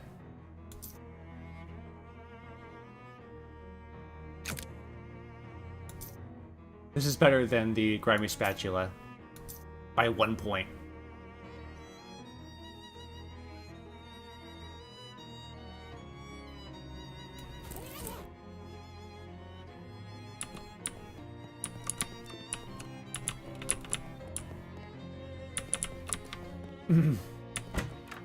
Alright.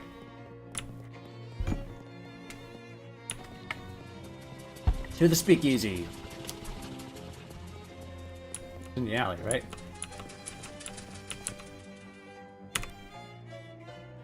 You weave between various trash cans and piles of uncanned trash until you reach a serious-looking door. Knock, knock. Password. Was it? Fiddlesticks. Okay, come in. But you better not be a proy. I'm not. Scout's honor. Take easy, friend.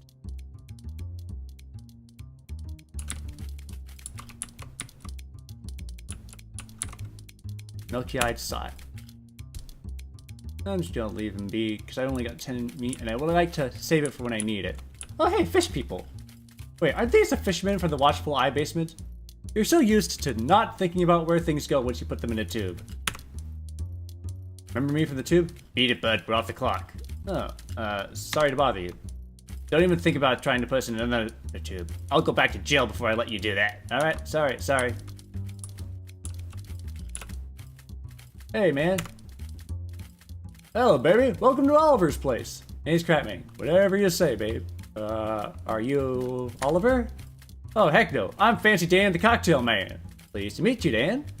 Do you happen to know what this time it is? Perhaps because you have a watch on you? Oh, sorry, baby. The only one around here who carries a pocket watch is the owner, Oliver Gluck, and he left about an hour ago to pick up our latest shipment of hooch. From who? From whom, baby? Before I was Fancy Dan the cocktail man, I was Fancy Dan the English teacher. Sorry. From whom? Oh, from the mob guys we always get it from. Oh, whence is the hooch coming? The old refrigerator factory. I see. How'd I get there? Dan grabs a cocktail napkin and hands it to you. Thanks? Oh, wrong napkin. Here. He takes that napkin back and grabs a different one with a couple of icons scrawled onto it. Take the napkin. Napkin? As you take the napkin, Dan points out one of the icons on it.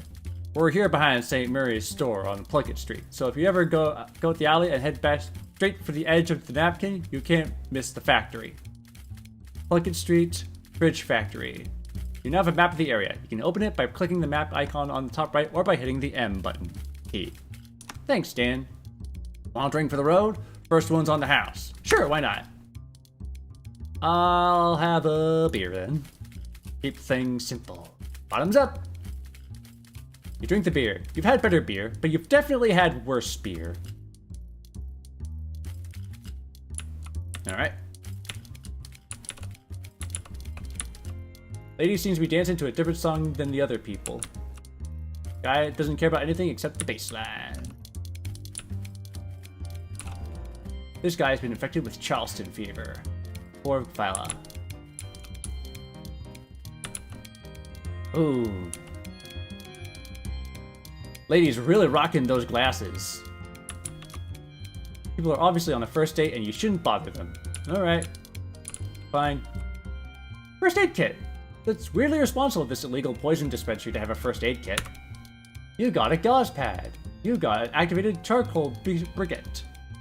All the curative powers of activated charcoal, now in convenient pillow shape.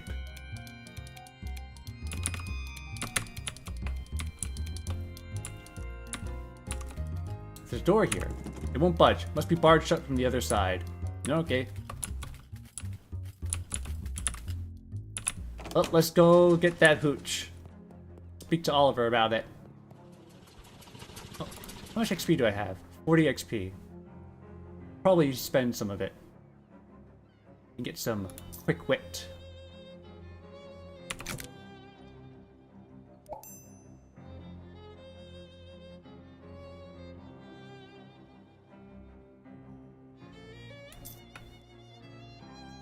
And I should probably get some good eyesight later on.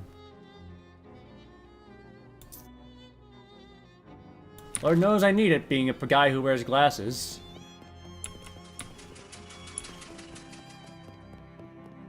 Alright, map of Ocean City. We're heading to the Fridge Factory. As you're walking, Gabby strikes up a conversation. So, you are new at Ocean City. Your first time at it? That's right, yeah. What things have you got of it? To be honest with you, it seems a little run down. Yes, Gabby understands you. It was much nicer before your economy happened. Lots of people, very excitement. Oh, have you seen the boardwalk yet? It's like a cat wearing pajamas. Oh, what? It has games there and a future teller. Well, that does sound like a cat wearing pajamas. Let's go check it out real quick since we're on the way. Ooh, the boardwalk. You're not sure if this lamppost is holding up the hobo or vice versa. Hi there, I'm Crapman. Well, hi there. Pleased to meet you, Crapman. I'm Dusty. Oh, what's up, Dusty? Oh, not much. Just hanging around. I was gonna run a 3-card Monte down here on the boardwalk, but that didn't pan out. Oh, why not? Well, there's a fella already running a game down that way, and I prefer not to step on his toes. Just a matter of professional courtesy, you see. And also because Goonies got real scary about that kind of thing, and because Carnies get real scary about that kind of thing, and I ain't looking to be murdered anytime soon. Any way I can help? That's really kind of you. I was looking for a different corner. Can you spare a nickel for a cup of joe to get my feet moving? Sure, why not? Thanks, pal. You're a good egg. She gives you a jaunty wave and wanders off. Alright. See ya, lady. 50 meat for fortune teller. The heck? 50 meat is a little steep. I wish I could pay 64 gallons of gas for that. I could buy 63 of 64 gallons of gas for that much. She stares at you and points at the sign again. Alright, I'm leaving. I'm taking the hint. Sign on the door says Tony Fiasco, hat photographer. As you enter, the photographer, who is busily adjusting a complicated-looking camera on a tripod, gestures to a nearby wastebasket without looking around. If it's more bills, there's my inbox. Hello? Oh, you ain't the jumping Jim's hat. Why me? Where have you been all my life? Excuse me? That face. That's exactly the face I've been looking for. It's perfect. Thanks. I've grown rather attached to it myself. Hey, you're funny. Baby, I love you. You're incredible. Listen, do you know who I am? Well, the sign on your roof said Tony Fiasco, a hat photographer. Oh, that's right, baby. That's exactly right. And soon, I'm gonna be the biggest hat photographer in the city. No, the country. No, the world. But there's something I need first. A face. A portfolio. And you know what I needed before I got a portfolio? Now you need a face. A face! You are a face, baby! You're not gonna steal my face, are you? Don't say no. Don't you dare say no, baby. Listen, it's easy. All you gotta do is stroll in here wearing a hat. And all I gotta do is take a photograph of that hat. And then we're both gonna be rich. Rich. Me with my portfolio, and you with the 30 meat I'm gonna pay you for every picture. Huh. 30 meat. Gotta be different hats, though. Gotta be a different hat each time. Otherwise, I can't pay for nothing for the same hat twice. Got it? Ooh. Alright, how about this hat? What is that? An uncursed fedora? Perfect! I love it! Here's your meat, baby. Spend it in good health and come back soon, okay? Do we have any other hats on me right now? I don't think so. Nope, that was the only hat I own.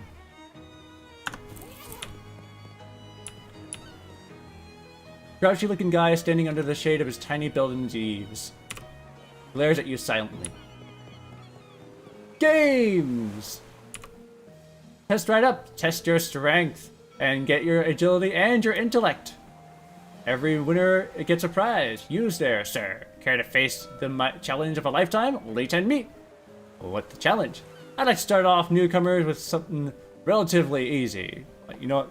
I just realized. It would probably make more sense if I did... Well, I'm taking this hat off right now, if I can remember the key for it. This is the closest thing my model has to a fedora. I'd like to start off newcomers with something relatively easy. All you have to do is guess my age, throw a dart to pop a balloon, and drive a nail into this board with one swing of a hammer. All at the same time? That's right! Care to try it?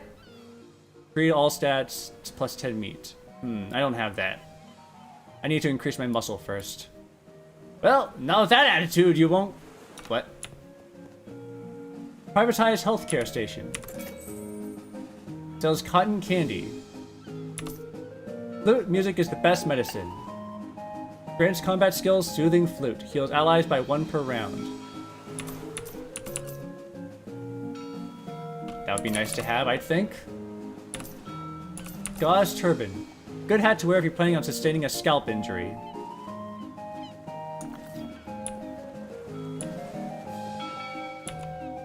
A long pier, but you don't want to take an even longer walk off of it. Fish!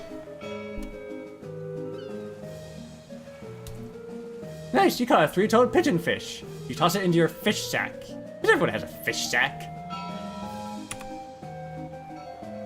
Fishing! You got a broke trout. You toss it in the sack. Wow, a ring! Looks like it got dropped in there ages ago. A ring rendered unidentifiable by a thick layer of ocean crud.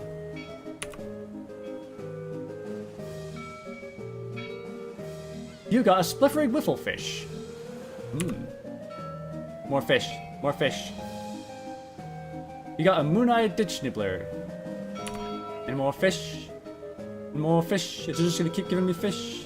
You got a viviparous coxswain. Bag is full of all the terrible fish you've caught. It's pungent.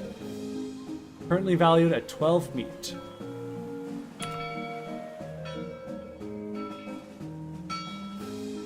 A grand slammin'.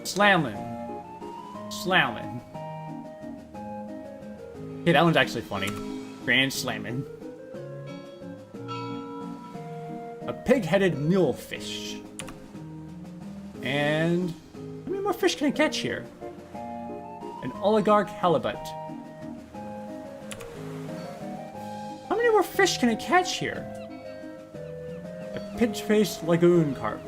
Looks like you caught all the fish that was here. Okay, yeah. Got all the fish.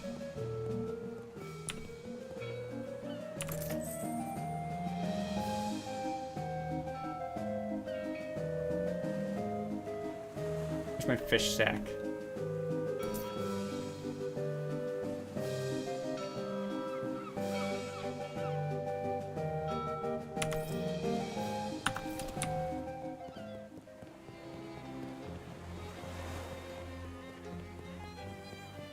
Alright, let's go. Just show me the map. Let's go to the fridge factory now. Hey, baby. What's happening? Hi, I can see you dig the shades. You got real good taste. What? You like my sunglasses? Oh, gotcha. I don't know why they call them that, though. For less than 20... At least for another 20 years, though. I pride myself on being on the cutting edge. Can I buy you a pair? Only 25 meat. We wear these. Nobody can see that your embarrassing thing that you left your eye always doing. Sure, why not? That's what I like to hear. Looking good, baby. Nice doing business with you. That's the last of the cash I need to square things up with Miss Brewster, so thanks for that, baby. Miss Brewster? She's the lady that runs the boarding house me and the other traveling salesmen stay at when we're in town. She's strict, but it's a nice place. Check it out sometime. Thanks for the tip. Have a good day, sir. Oh, hello, dudes. The whole booth was obviously stolen and dragged here. Oh, I can see the trail marks. These folks look like they're here for some serious business. Whoa there, buddy. This is a private party. Club members only. Club members only? What kind of club is it? It's the Fraternal Order of People Who Bribed Us More Than We Are Earning as Gate Guards. Bop Bum Egg? I've never heard of it. How do I join? What do you think? I'd have thought it was obvious, pal. You give us meat. 500. 500 meat! Clancy, I told you to knock off that repeating business. How am I supposed to come up with that kind of meat? Take a beating instead. Very hard fight. You could try panhandling the other bums at Goldthwaite Park. Where's that? Just north of here. Can't miss it. Can't miss it. For the love of Mike Clancy, dry up.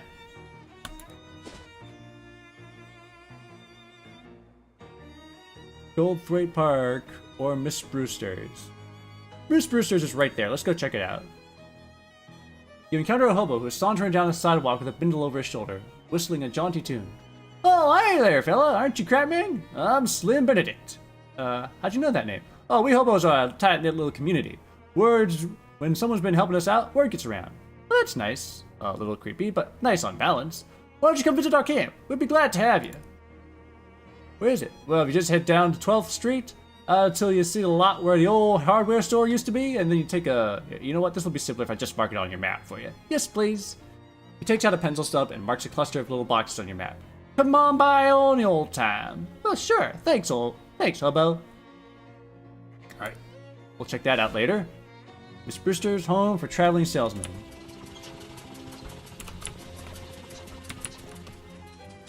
Hello.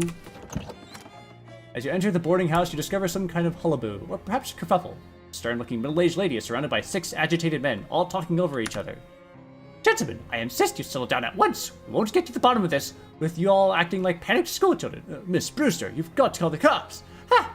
What this town calls police, I wouldn't trust to solve a jigsaw puzzle, let alone a serious crime. And I won't have these hooligans turning my house upside down. But there's been a murder. Somebody has to do something. What you can all do is go to your rooms and let me think. Good gracious. The men file upstairs, abashed but still fidgeting nervously. Excuse me. I'm sorry, I don't have any vacancies. Oh, well, I suppose I do, but I can't let you have the room until this whole mess has been sorted out. One of those men said something about a murder. Yes, it's absolutely ghastly. One of my lodgers was murdered in the night, and nobody has heard or saw anything. I'm practically at my wit's end. Why don't I offer to help? My name is Crapman Getty. I'm an independent investigator, sort of thing. Oh, like the Belgian fellow from the mystery novels. Yeah, sure. Well, that's marvelous. If you can solve this mystery, I'll pay you quite reasonably. Alright, it's a deal. What can you tell me about the victim? He was a traveling salesman. All my lodgers are traveling salesmen. Well, what did he sell? Oh, they come and go so frequently, I'm afraid I haven't the foggiest idea. How did he die? I'm not sure. The body is missing. Look, you better just go and have a look for yourself. He was in room 3C. I locked the door so no one would go mess around in there. Alright. Let's take a look. Only Miss Brewster's allowed in the kitchen. Do not use the phone. Tiny oil paintings of various previous boarders. Your radio plays agreeable music at a polite volume. Potted flower saw nothing. Bathroom door is locked. I need to use the bathroom! Alright, so room 3C.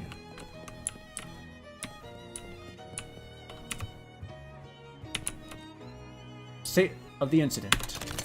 You unlock the door and put the key in the secret pocket used for things that won't ever need to be referred to ever again.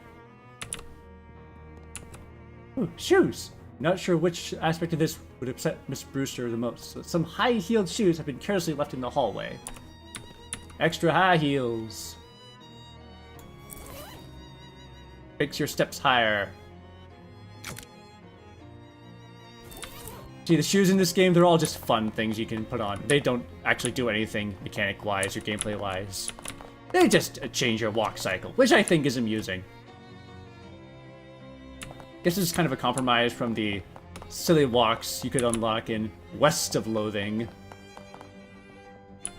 Though it's kind of sad that you can't shuffle them around. You just have to pick one pair of shoes or just none of them. You enter the room and discover, holy crap! A massive pool of blood on the floor. No body in sight, like Miss Brewster said. Oh jeez, is there even this much blood inside of a person? Can we go fishing in it? What do we expect to find in a pool of blood? Nothing. Must be shallower than it looks. Nothing interesting about the bed, except that it's next to a massive pool of blood. Window's locked, so the killer must have come from inside the house! There's an ordinary wash basin. No clues here. There's also a mirror. Check yourself for clues? Let's go fishing. Fishing. Fishing. Fish the wash basin. You got a handful of clean water. He won't be needing this anymore. Your rug looks pretty ordinary. Check underneath it. Whoa, what the heck? There's a crazy cult diagram underneath it. The lines and glyphs appear to have been burned onto the floor. You can see little blobs of melted candle wax at the point of the dodecagram, and even if it smells faintly of weird incense. Was there some kind of ritual killing? Great, like a regular old murder wasn't enough. The funny thing is that there's a decagram on the rug. So you're using a dodecagram pattern rug to conceal the decagram on the floor. Wardrobe is locked. Check yourself for clues. Bye, Crapmang.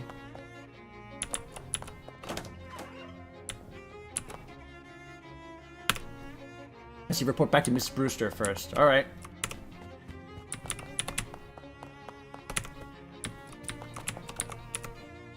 I had a look in 3C. Did you find anything? I found a huge pool of blood. It's really gross. Did you find anything else? An occult ritual circle. Oh my goodness! You think it was some kind of black magic sacrifice? I'm afraid it looks that way. Yes, ma'am.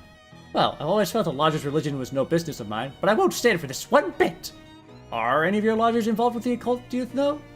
I do recall one of them specializes in selling occult supplies and paraphernalia, but I'm afraid I don't remember which one. You'll have to ask around. Alright, let's go talk. No response. Door's locked. Room 2D. Really, they're all 2D if you think about it. Haha. What are you doing out in the hallway like that? Don't you know there's been a murder on the loose? Yeah, I'm investigating the murder, actually. Oh, thank God somebody is. What do you know about the murder on the other salesman here? I know there's a guy who sells occult stuff. I give him a wide berth, though. All I know about him is that he doesn't live in the room below the sunglasses salesman. I see. Neither of them are the victim, by the way. Yeah, okay, thank you.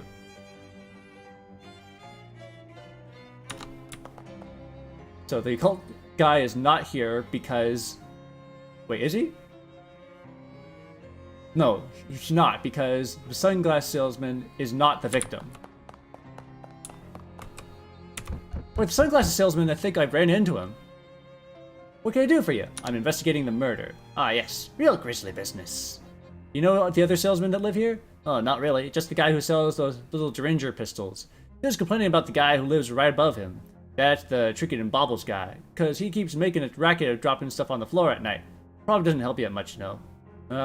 Thanks, I guess. Okay, sorry, repeat.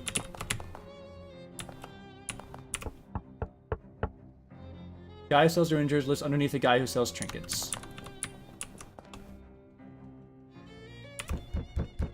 Who's there? Not opening the door for a killer who on the loose. I'm investigating the murder. You have any information that would help? Oh, there's a salesman here who specializes in occult stuff. That seems pretty suspicious to me. Oh, which room is he in? I'm not sure, but it isn't the one above me. He doesn't live at the same end of the hall as the hall. He doesn't live at the same end of the hall as the victim either. Okay, so the occult guy is not here. And it's probably not here.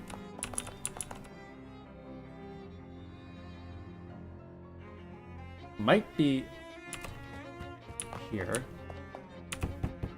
Hello, I'm investigating the murder. How well do you know the other salesman here? I don't know any of the guys, although I think there's a guy who sells brushes who's neighbors with the guy who sells pants. Okay, thanks. Hello, who are you? I'm investigating the murder. What can you tell me about the people who live here? Well, I pretty much keep to myself. All I know about the other salesman is that the one who sells jokes and gags isn't the one who lives next to the one who lives above the one who sells brushes. What? Nothing, thanks. Well, something I can say. Oh, hey, we meet again! Oh, hey, you're the sunglasses guy! That's me, baby. What can I do for you? Well, I'm investigating the murder. Oh, no kidding? Yeah, I was hoping you could give me some information about the people who live here.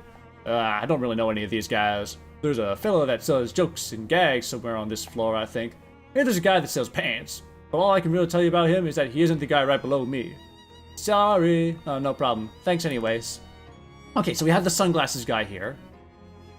I feel like I need to be keeping track of this here. Like, let me get a notepad open. So, maybe... Can I make a window for this? Can I make a capture for this? Just so people can follow along? Window capture. Notepad.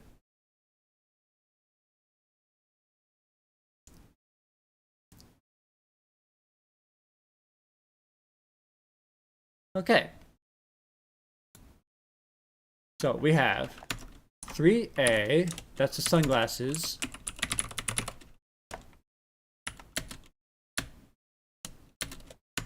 We have 3B, you know, now that I think about it, oh, spreadsheet would have been better. We don't know who.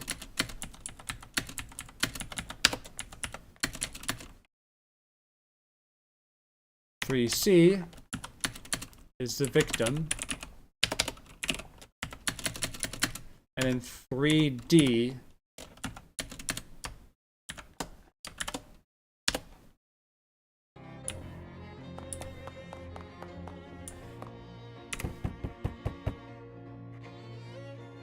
Brochure salesman lives next to the pants salesman.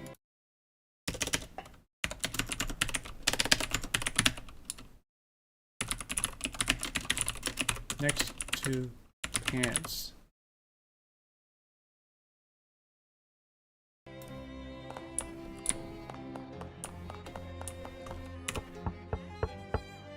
Salesman who sells jokes and gags isn't the one who lives next to the one who lives above the... Oh, hold on, I'm just gonna adjust this window here.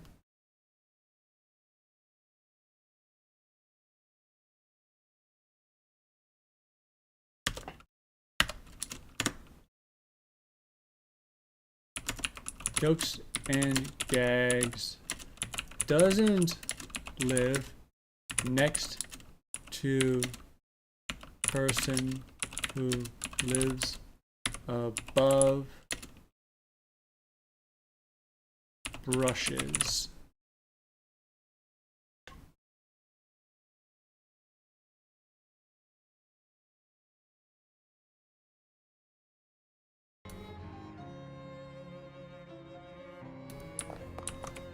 Sunglass guy. Only two guys are the jokes and gags seller, who lives on this floor, and a pants hawker who lives... Jokes and gags lives on this floor. Pants hawker doesn't live in the room right below me.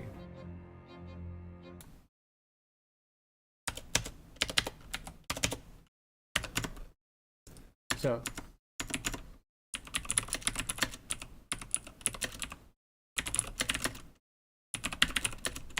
Jokes and gags is on floor 3.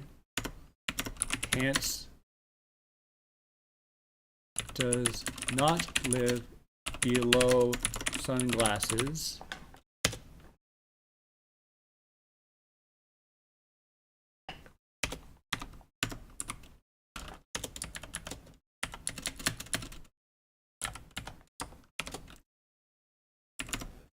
Not pants.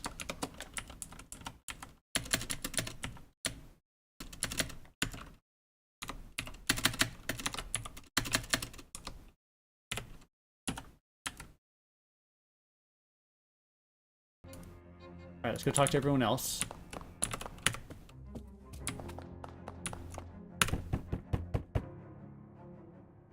Guy who sells occult stuff doesn't live above me. He doesn't live at the same end of the hall as the victim.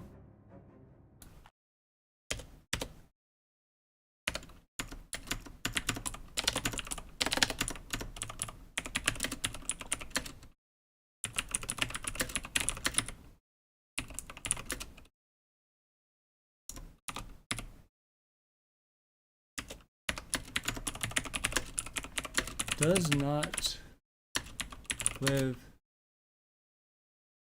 in C or D, I think.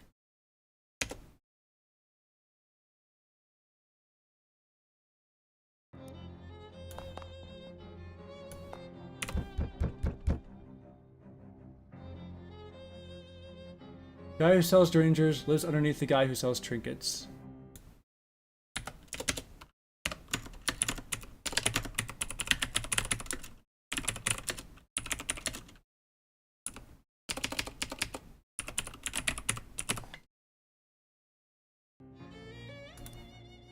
In 2C, there's no one there. Door's locked.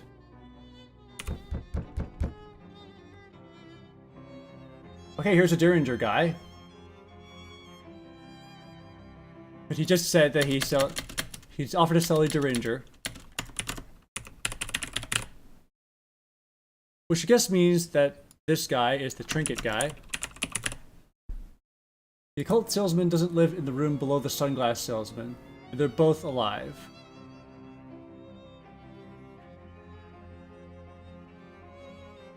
This is not pants nor a cult.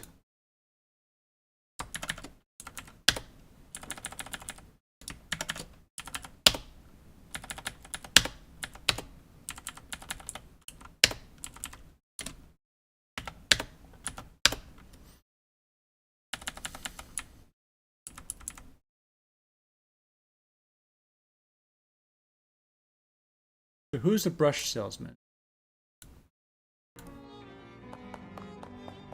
It's actually the only guy who has a face here.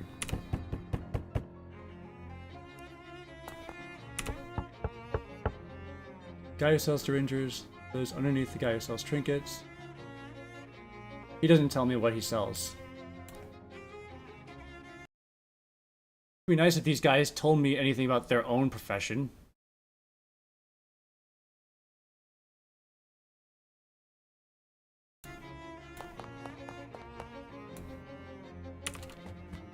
You don't know anything, lady? Who lives in 2C? They don't answer. Door's locked. 2C is my room. May I have a look inside? Certainly not. It's private. You can't possibly imagine I'd kill one of my own lodgers. That'd be terrible for business. Okay. That's the hostess. That solves our one conundrum.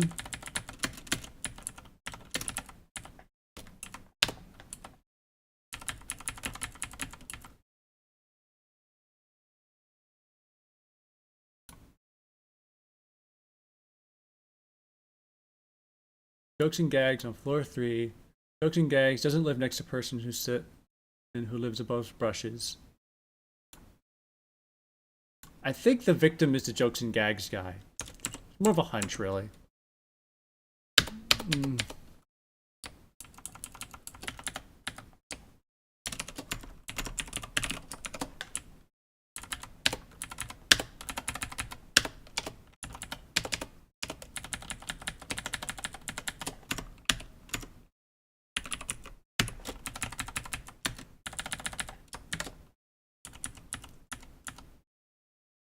Jokes and gags doesn't live next to person who lives above brushes.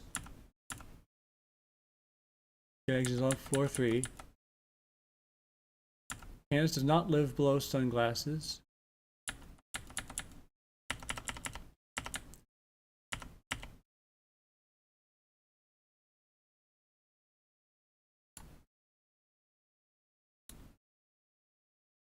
I think 2B is the occult guy.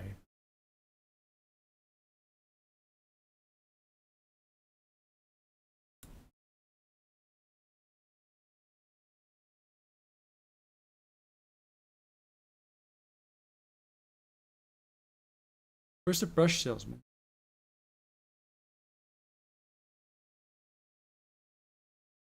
Brush lives next to pants, so.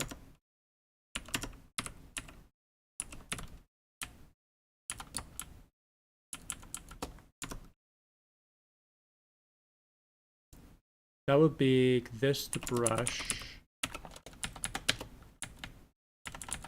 And then that leaves 3B is the occult guy.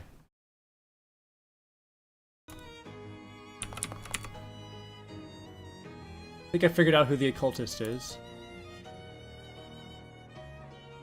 I certainly wish I won't have you accusing the wrong fellow.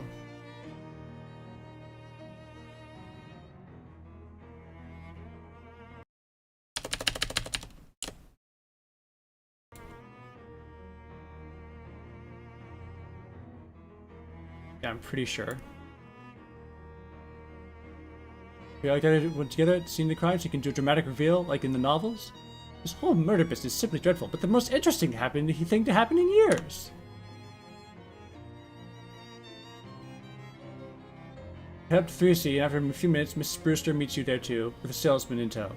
I suppose you're all wondering why I called you today. I assumed it was so you could tell us who did the murder? Yeah, that was my guess too. Alright. As you can see by this weird circle, the killing probably had occult significance. The most likely candidate is the occult goods salesman, who is 3B, if my notes are correct.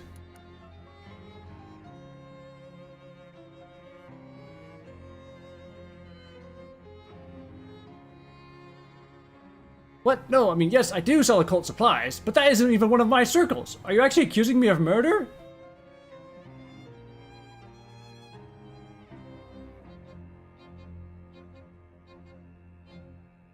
I think you're the only likely candidate, dude. I'm very sorry to tell you this.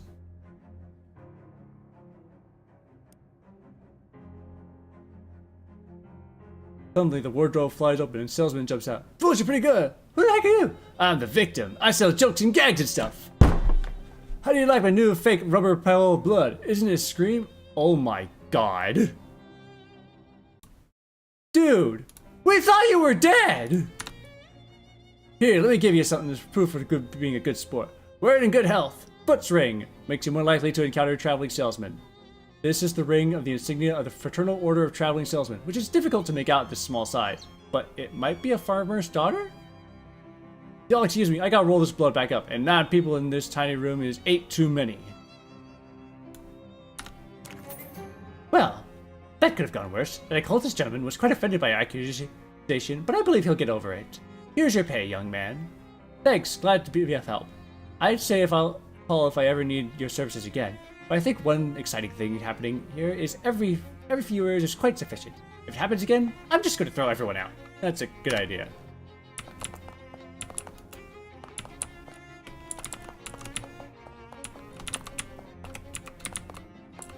Do you mind if I use your bathroom, lady? Can you use your bathroom? Been here kind of a long time. Alright, here's the key.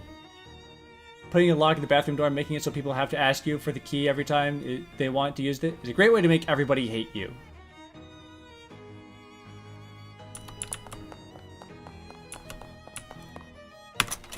There we go. You return the key to Miss Brewster. There's a little sign in the medicine cabinet that says, take to whatever you need. How generous! Most places reserve this stuff for the people who actually live here. The Psychiatric pencil, cure bleeding. These are for when you cut yourself shaving, but it's not gonna, like you're gonna avoid the warranty if you use it on something other than leg, face, or armpit blood. This product is safe and effective, and don't anybody ever tell you anything different. Mercury eye drops. Increases your mysticality by 1.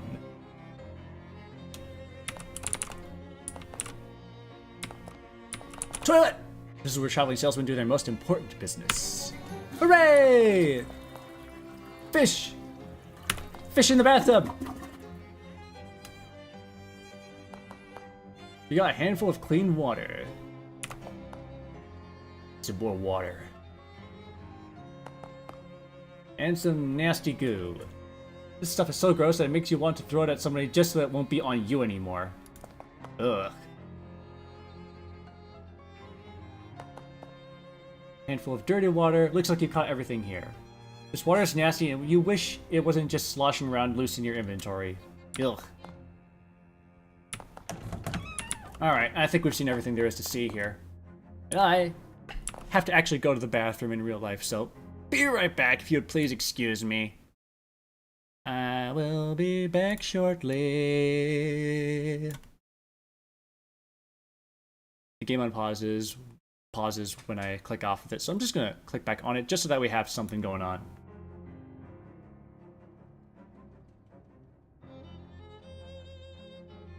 I just noticed his message in chat. 2B is the guy who sells pants because you can encounter him on the map. I wish I had noticed that message earlier. That probably would have helped. Alright, I'm actually gone now.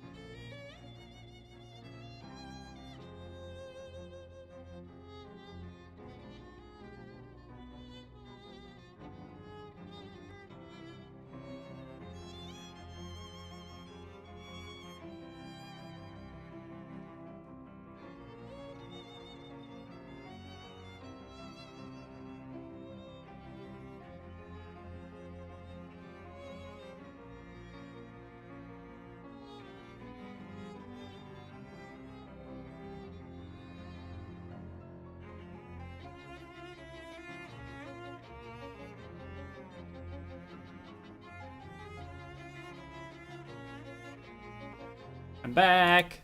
Let me just drag myself back on screen. And game. Game. You can fish out objects from toilets if you have a fishing rod equipped in your weapons. Really? Let's try this.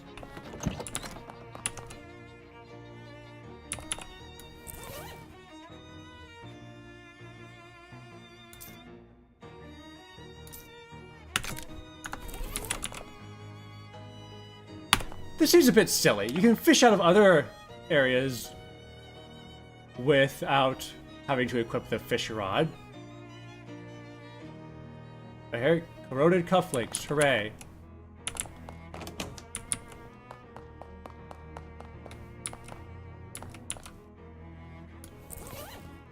Alright, give me my fork back.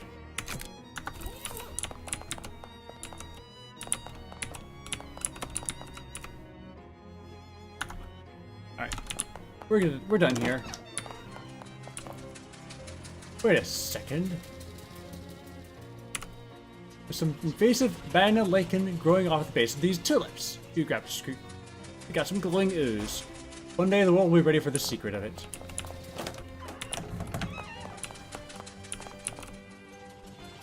Always just leave. Let's leave.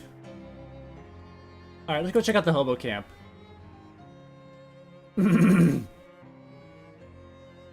You encounter a man carrying a medium-sized piece of luggage, not brief enough to be called a briefcase, but unsuitable as a suitcase for more than 2 suits.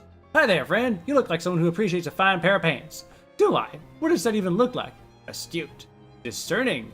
Even, dare I say, perspicacious. I've never met anyone who dared to say that word before. Listen, I have a pair of pants here that is gonna knock your socks off. He opens his case and pulls out a pair of slacks that are oddly stiff and shiny. Feast your eyes on these babies. What's up with them? They are waxed, guaranteed grease-proof, and they're yours for only 20 meat. Alright, it's a deal. 1 pair of pants and you aren't gonna regret. Woo! Wax slacks.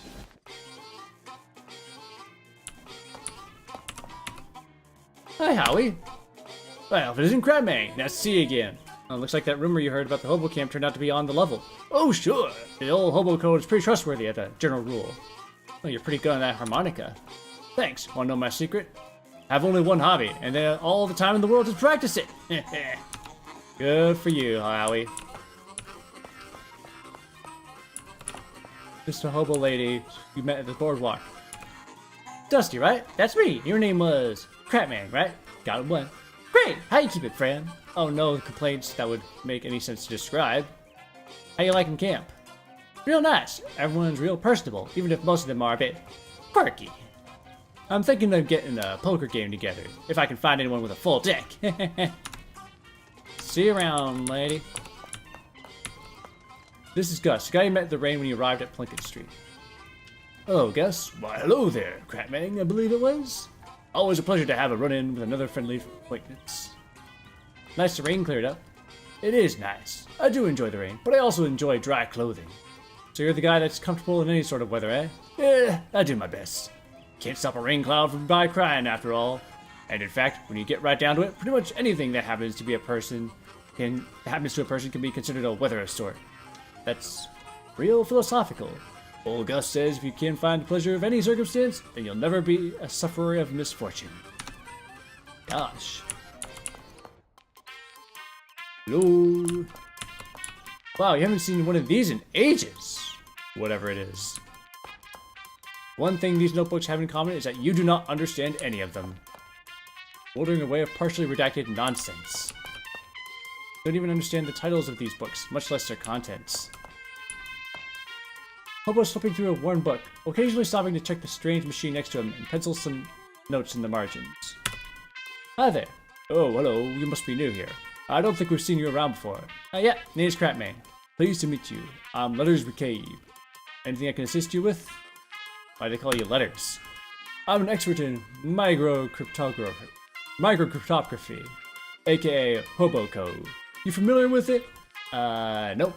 It's a system of pictographic elements that can be written unobtrusively in walls or carved into fence posts, etc. They're traditionally used by hobos to leave messages for other hobos, to mark a house where the occupants are charitable, for instance, or to warn of a vicious guard dog, that sort of thing. I'm working on expanding the system for more general communication purposes. Ooh, pretty interesting. Is there anything else I can help you with? What's with all the stuff in the room? Stuff is a little broad of a topic for conversation. Feel free to point any out in particular, any object that you want to ask about though. I'm always happy to be informative. What's the book you're reading? That's a hobo code manual. I can teach you the basics if you'd like. Huh, sounds useful. We spend 10 minutes or so going over the basics of hobo code with letters. He teaches you some of the most common glyphs. If you'd like to know more, just ask any hobos you meet. They're honor-bound to assist new learners. That's the hobo code code. Hobo code code. Neat, thanks. Anything else I can assist you with? No. Hey, this is just a radio. Yeah, that's just a radio. Desktop radio. Ham radio. What's it for? Listening to stuff about ham. What's this old shoebox? Old shoes. You're welcome to them. What kind of shoes are these?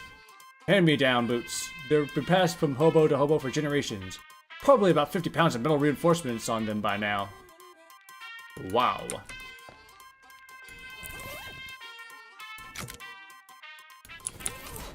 Oh, wow. Yep. They're heavy boots. For all these books, manuals for various types of codes and ciphers. Vineyard Buford treatises on several variations of Hallmark transposition, the classic German mix-up code, and so on. Interesting. There's a few books of old pictographic languages in there, too. Fascinating stuff. What's this poster? Those are some general-purpose hobo code glyphs I'm working on. A bunch of them that are blacked out, though. They're still experimental, so I decided it would be wisest to take some precautions. Okay. Got a lot of notebooks here, letters. All my notes on the hobo code. More notes on codes and languages in general, as well as my studies on radio telemetry, telegraphy, and telephony. I think my aunt's recipe book is in there somewhere too. Did you write all these in code? I can't make out a single word. Oh no, that's just my handwriting. What's this? That's a teletype machine that we salvaged when they shut down one of the local post office branches for cutbacks. We've patched into the local telegraph network, so we can communicate with some of the other hobo communities.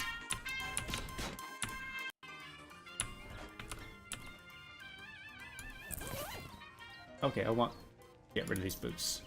Put the high heels on. Wee-haw! Hello, lady. Hello there, Jerry. I don't believe we've been introduced. I'm Veronica. I'm Crabman. Can I offer you a cup of tea? It's homegrown, so to speak. Found tea leaves around here? Just about any leaves can be tea leaves with the right attitude. I'm fine, thank you for it. Thank you, though. I like your hat. Thank you, I grew it myself. Flowers? The whole thing! I'm trying to grow some socks as well, but they're much trickier. I can imagine. Can you teach me any hobo code? Certainly, dear. In fact, I think I still have my notes from when I was learning it myself. Thank you, lady. Warm your hands. Cold armor! There's now zero risk of seizing up due to the cold. You can ask letters something new now. We'll do that in a moment. This guy's a state of washboard-induced ecstasy.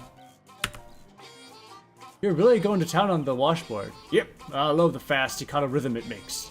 It is pretty good. I bet there's some fancy electrical machines that do it real good. Till then, though. Folks call me Washy, by the way. Washy, I'm Crapman. You know anything about hobo code? I know the word washboard and some words that kind of describe the sound a washboard makes, but they aren't useful as actual words. Thanks. And this is the sleepy car. Perhaps you shouldn't mess around in here. You'll wake people up. Alright. Let's not go around in here. Check out the grub car. Hey there, Catman. Oh, howdy! They call me 52 Teeth Thompson. Or just 52 for short. Is it because of the 52 white keys in the piano? Nope! Well, what's with the piano? Lucky they happened to find one in the camp. Oh, I brought this baby with me. On foot? How? Well, took a few trips. What do you know about hobo code? This one means arpeggio. These two ones are crescendo and decrescendo. This one's a treble clef. Ah, thanks. Due to supply chain difficulties, the grub car is currently bring your own grub. Condiments are still available to camp residents. Yay, condiments. Okay, there's nothing here except for 52. Hey, Howard, do you know hobo code? Can you teach me anything? Oh, yeah, letters teaching you the lingo, eh? Sure, I still owe you one for dealing with that railroad bull, now that I think of it. Hunker down here and I'll show you what I saw. No. Pulls out a battered notepad and a pencil stub and explains some hieroglyphs to you. Thank you.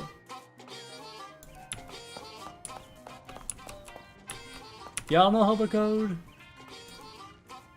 Oh, letters give you the lowdown on the code, eh? I can teach you a character or two. She pulls out a note copy of the racing form out of her pocket and scribbles some glyphs onto the margin with a pencil. Can you teach me some hobo code, Gus? You're a student of letters, and of letters? I'd be glad to help. He searches his pockets for a dry piece of paper, but can't find any, so he scratches some glyph into the dirt with a stick.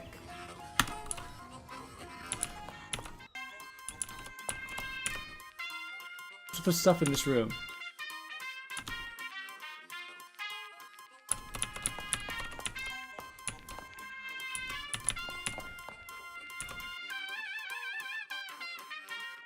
This is an old Navy recruit from the Cola Wars. I'm trying to modify it to work with hobo code. That sounds hard. Yeah, it wasn't designed to handle a pictographic writing system for certain. But if I can get it to work, it should be very secure. This is some heavy-duty equipment. Yes, well, I'm not at liability to discuss it in detail, you understand. But secure lines of communication are going to be important if Johnny's plans are going to come to fruition. Now I'm intrigued. Sorry, you'll have to ask him about it yourself. Alright, let's go talk to Johnny. This guy over here. Hobo wearing a handmade tinfoil crown. You must be the Hobo King. Crown given away, I presume? Yep. Well, you are absolutely correct. I am the Hobo King. Though, to foster a more familiar air, I prefer my subjects just call me Johnny. Nice to meet you, Johnny. I'm Kratmang. What can I do for you? I've got a question. Can you teach me some of the Hobo Code? Yes. According to the Hobo Code, I am of course obliged to assist. First, let me test you. Convince me of your worthiness, and I will grant you a boon. I will get back to you on that. Where are you from? Hoboken. Of course you are. Letter said you're working on a secret plan. Oh, did he? He wouldn't say what it is, though. Certainly not. That information is mine alone to divulge. Will you divulge? You're practically a stranger here. I apologize, but I cannot jeopardize operational security. Ah, shucks. Okay, my moxie is not high enough. Don't touch the phone. Well, you, Sony. The phone isn't actually connected to anything. Don't let it hear you say that. Okay, okay. Not touching the phone. Not touching the phone. Not touching the phone.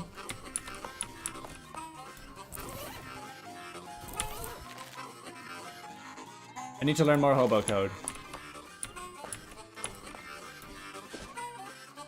Let's go to this park. On your way to where you're going, you happen to notice a guy across the street.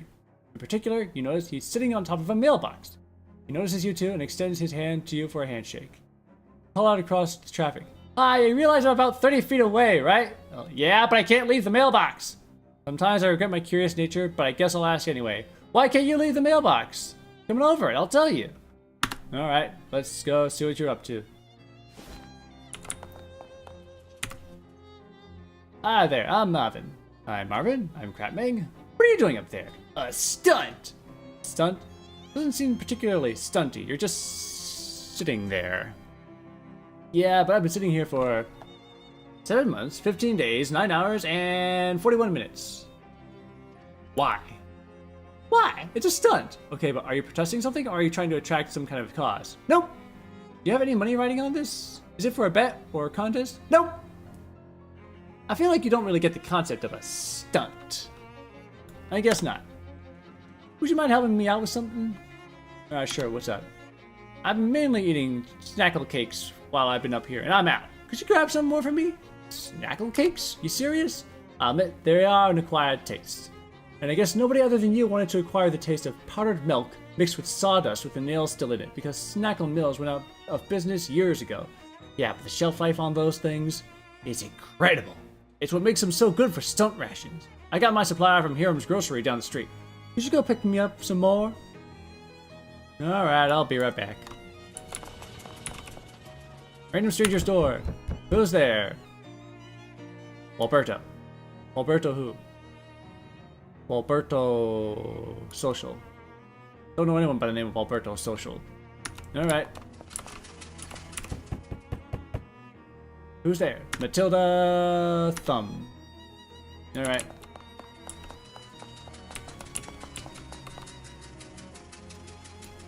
Let's see. Fast-tacking salesman approaches you and starts his pitch before you can cross the street to avoid him. Say there, would you like to purchase the set of encyclopedias? No, God no, hell no, absolutely not, no. Hell no. I thought you might say that. Understandable, understandable. What if I told you that this was no ordinary encyclopedia? Do you think that's something you're likely to tell me? So likely as to be certain. Step a little closer, would you?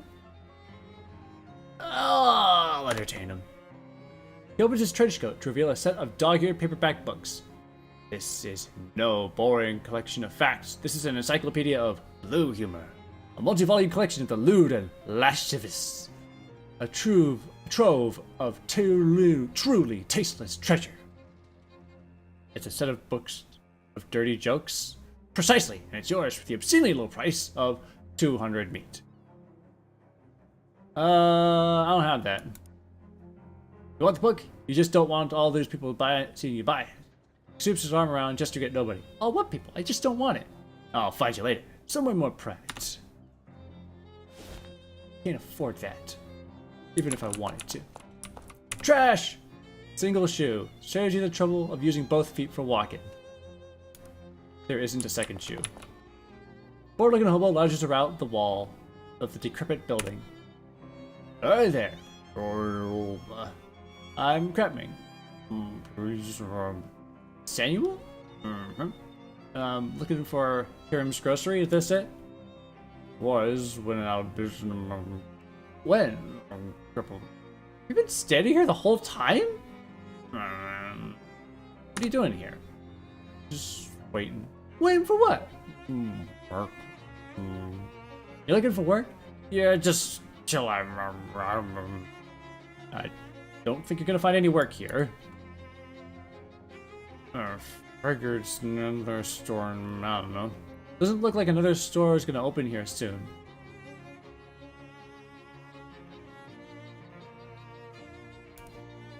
Maybe you take a cab to a different store or something. Well, thank you very kindly.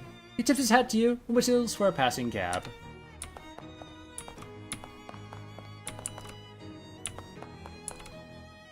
This store is not excited about the idea of you going through it. Pry it open. Hello? Looks like no one's home. Only thing left on this shelf is a pair of rusty tongs. Deals mysticality plus 2 hot damage. Ooh.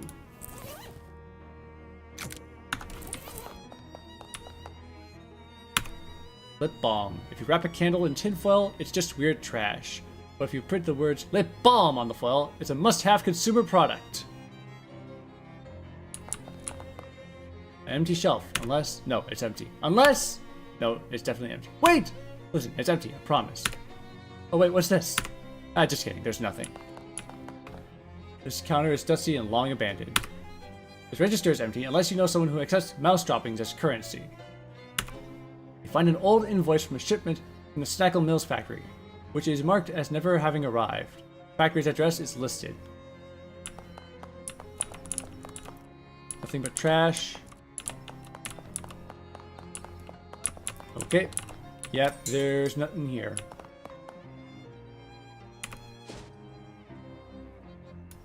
Go to Snackle Mills. Our mailbox has been tipped over by some vandals. My muscle's not high enough. How high is my skills?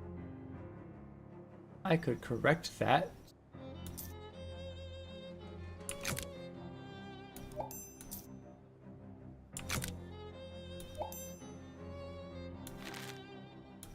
Do we have anything that increases my muscle? Somehow I don't think so.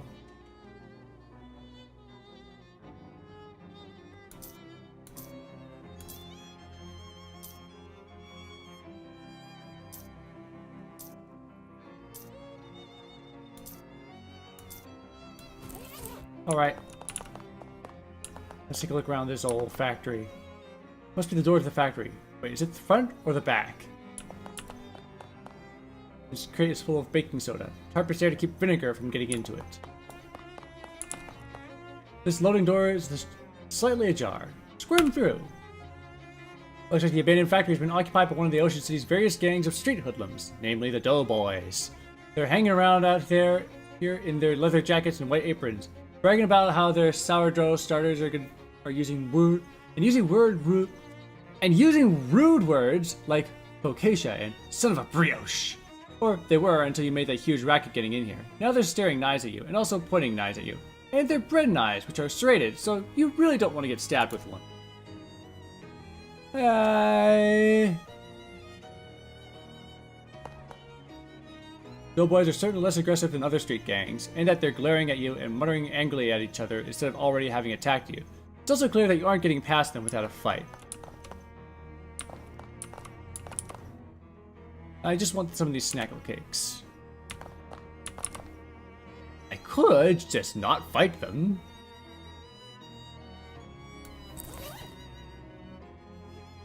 However...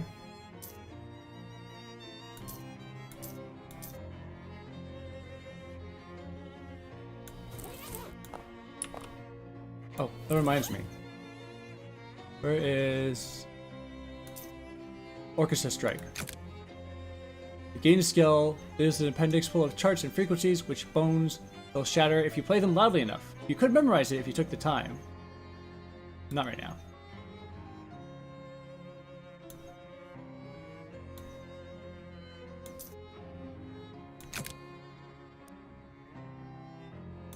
Alright, let's take a look. Let's fight these guys. For no reason other than because we can. Ah, sleaze.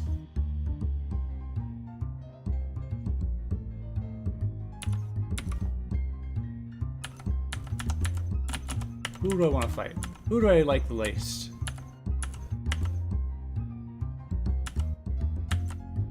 This guy's trying to hit my turtle. I can't have that.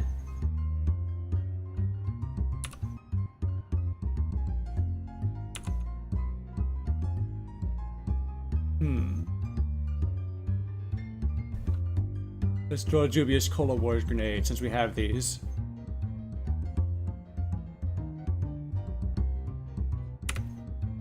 Whee! Ouch. That did not work.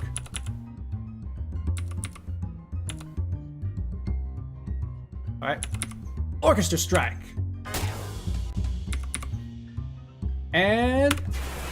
Wah! One baker down.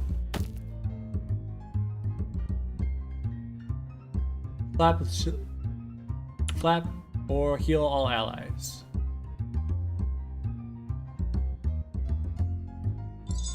Heal me, please. Ouch. Thank you.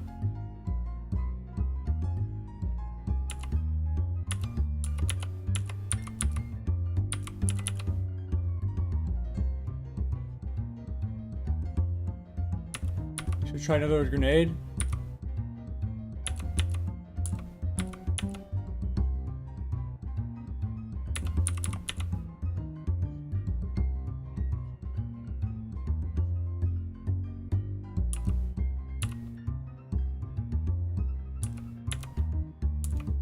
Woo!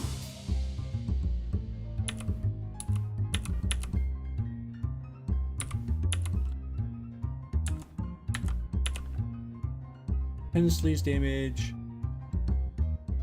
Knock him out.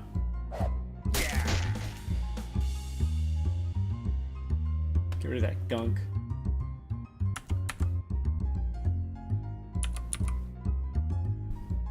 And whack that guy.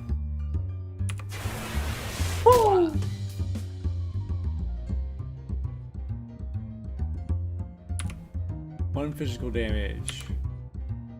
Let's heal, please.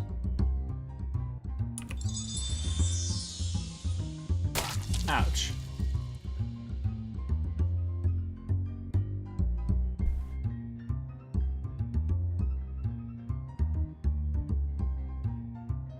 Alright. Fire! And just get rid of this guy. Whack.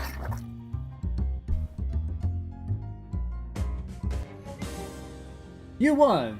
Though they should call you Too Much Soup, because you just spoiled those cooks. You can uncrust the crusty ring. Yeah, I don't know how to do that.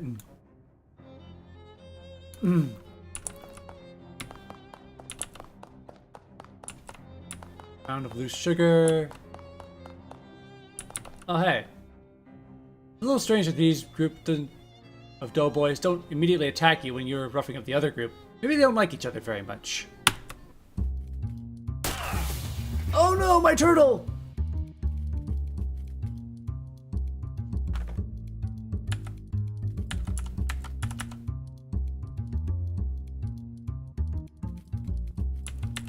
Let's try another grenade.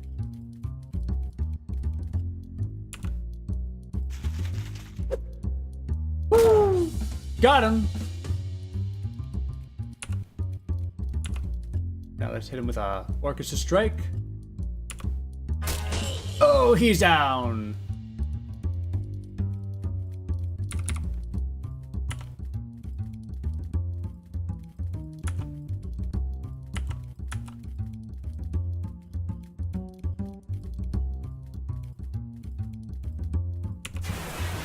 Woo! Burn him! Ouch. Alright. Do some healing, Gabby.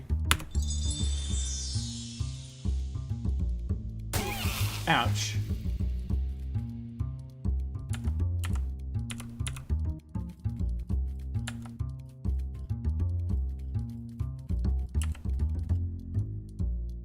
Throw down an orchestra strike.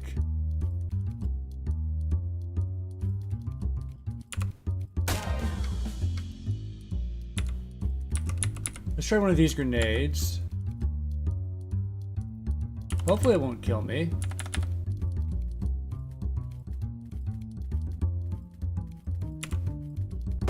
Ouch! Okay, it's fine. Just burn the loafer.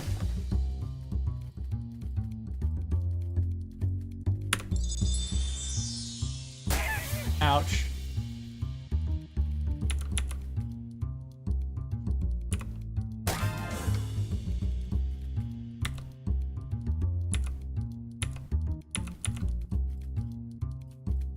Throw some dirty water.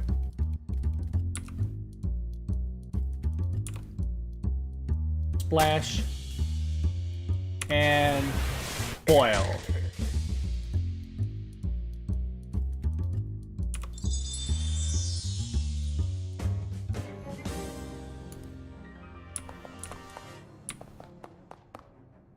The shelf is laid with bags of expired flour.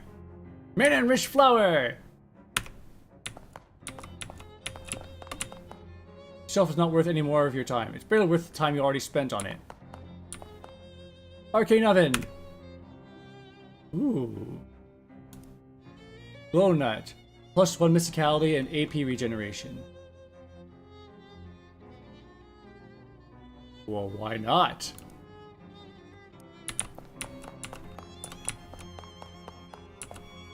Going to the boss's office. Leader of the Doughboys, identifiable by the fact that he has a greasier hat and more rivets on his jacket than the other Doughboys, if not by the fact that he's the manager's office, doesn't notice you when you enter. He appears to be focused on several large piles of wet bread dough lying on the ground around him. Weird. Only you are interested in the history of Ocean City baking industry. This shelf of receipts would be a treasure trove. You are not.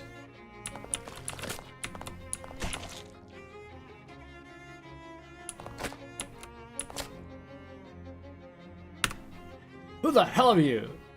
Alva isn't... camel isn't really a bread. Fine, get the hallelujah out of here then. What's hallelujah? It's sort of a Chilean flatbread. I feel like you're really scraping the bottom of the biscuit barrel with that one. Like, get out of here right now, or I'm gonna beat the crap out of you. Oh, that's so much better. What are you doing with all these piles of dough? Ugh, not that it's any of your business of yours. I'm perfecting my recipe for bread golem. Soon, I'm gonna rerun in this town. Yeah? You and what army? Me and my army of bread golems. Were you not listening? Yeah, I probably shouldn't let you get away with this. You'll be lucky to get away with all of your arms and legs. Rise, my minions! Rise! Oh no. My turtle! Dude!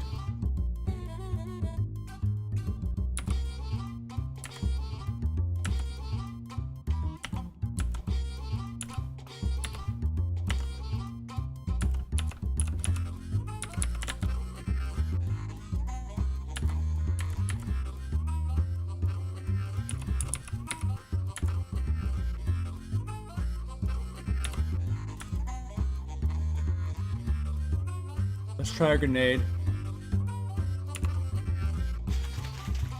Woo! One golem down. Then we just orchestra strike and hook it.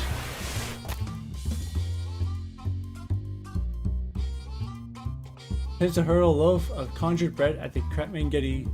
Oh no. You ain't gonna do that.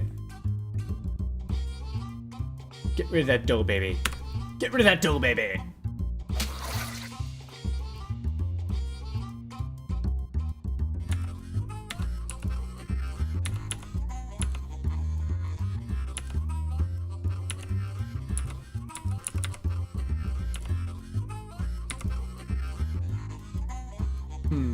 Hunting quack.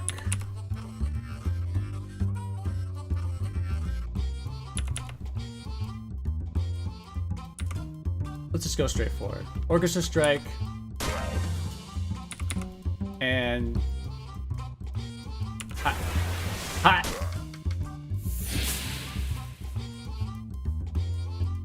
Ouch.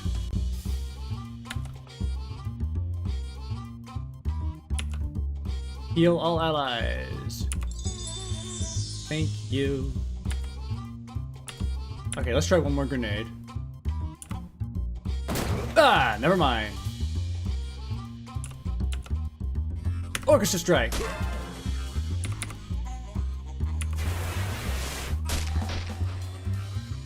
And the dull boys are down. He bought his pants. What appears to be a pair of white pants is actually a pair of brown pants that are completely covered in flour. Whew, more flour.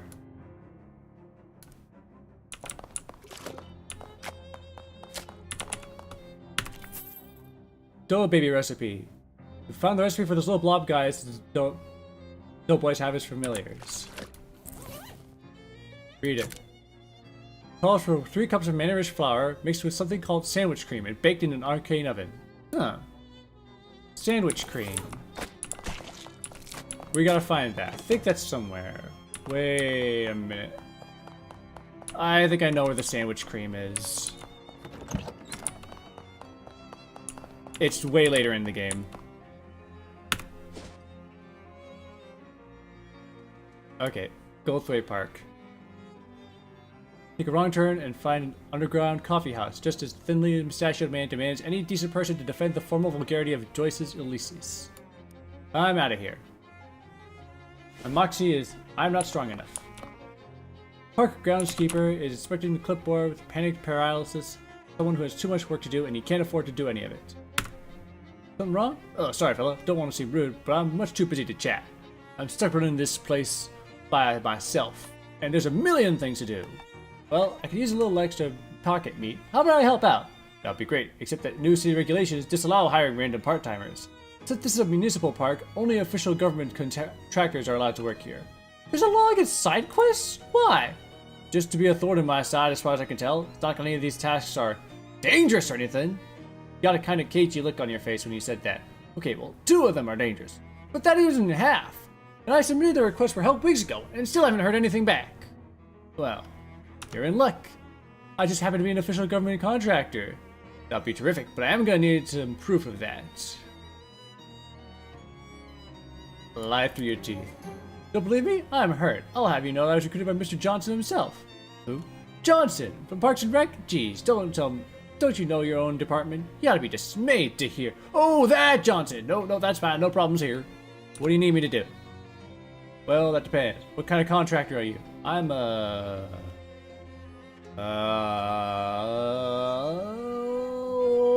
landscaper. Perfect. Our carnivorous plant exhibition on the Botanical Gardens has gone out of control. You say out of control, as in this job is less for pruning shears and more for a baseball bat with nails in it. He unlocks a maintenance shed behind him. Can't promise there's anything you'll need in here, but feel free to borrow whatever strikes your fancy. Right up my alley. Junk mail. Park maintenance logs. They would be interesting even if you weren't pretending to work here. Homemade cookies. Oh boy. Increase your physical armor by 1. Maintenance overalls. Plus 3 maximum HP.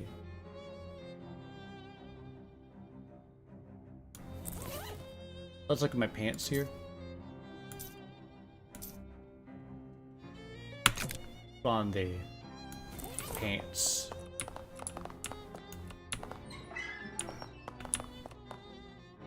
Graham gun statue, crud, muck.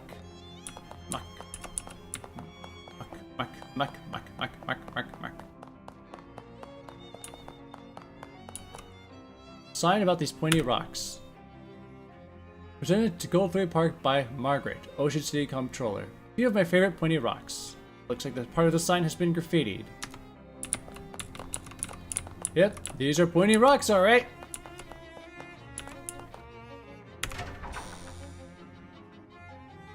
Maneaterus Chompetarius. Dangerous looking weeds to be. You know this detail because you minored in cryptobotany. That's the power of education. Yikes! Ooh, this one's plain sword leaf. Take some. Sword leaf sword. Deals your Moxie plus 2 physical damage and causes bleeding. Northern palm tree. Do not punch. Don't tell me what to do. Ow. Well. I take full responsibility for that. Northern beer barrel cactus. Beer removed due to prohibition. Aw. Control system for Botanical Gardens extremely complicated watering system. Oh boy. Nervous looking teen mans to the tea counter. Tea.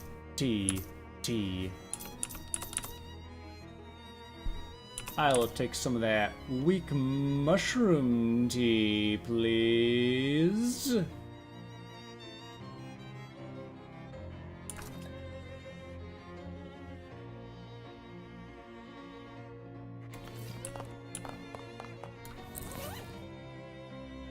Drink it up.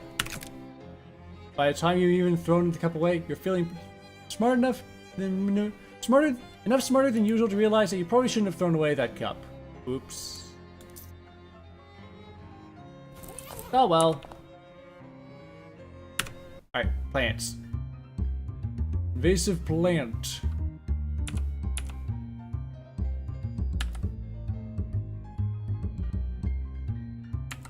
They are all very mean. Orchestra strike.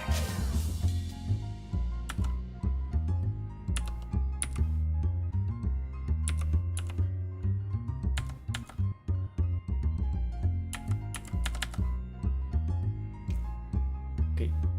Grenade out. Never mind. Hope that was the last one. Guess I report the results of my experimentation.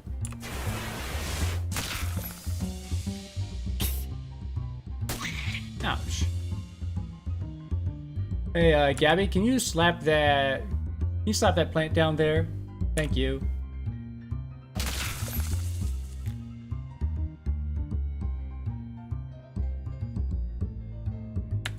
Alright. Just cook him. Successfully, we did the botanical garden. A Joshua tree, named for its discoverer, David E. Tree. Wetlands nasty bramble, donated by a patron with no regard for the safety of the staff. Eyegrass, avoid prolonged eye contact.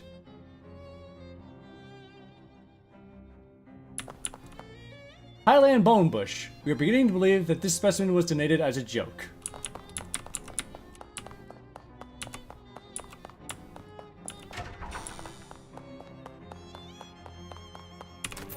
Start with a botanical uprising. Oh, here's your official city payment. Thank you. Anything else? What kind of contractor are you? I'm a exterminator. We got in real trouble with our Lepidoteritorium butterfly zoo. A bunch of horrible monsters got in, and I'm afraid they're going to hurt the butterflies. Some of them are rare expensive.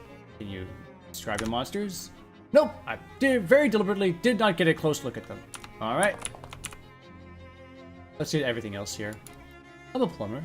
Plumb convenient. Our fountain stopped working because it requires a real specific water pressure, and the pressure we get in from the municipal water supply has gotten unreliable lately. I need someone to go down and adjust it. I'll unlock the manhole for you. A security guard?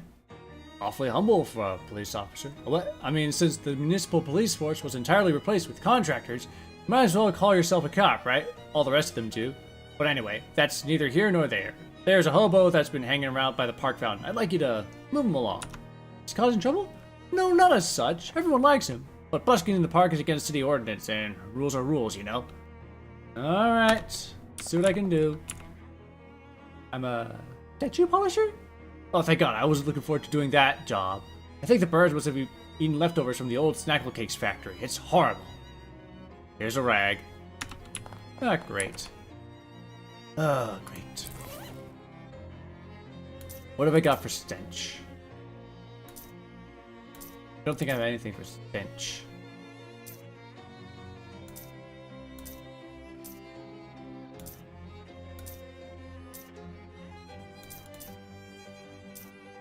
No, I don't have any stench resistance right now.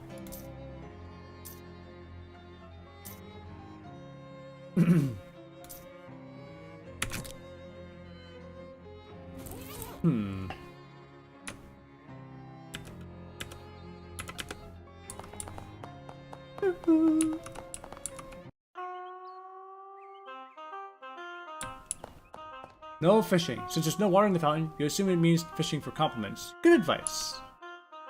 Please don't throw meat in the fountain. It gets real gross.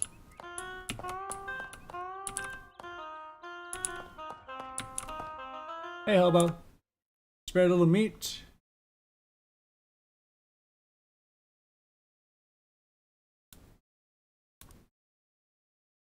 Holy cow, mister. That's just surprising kind.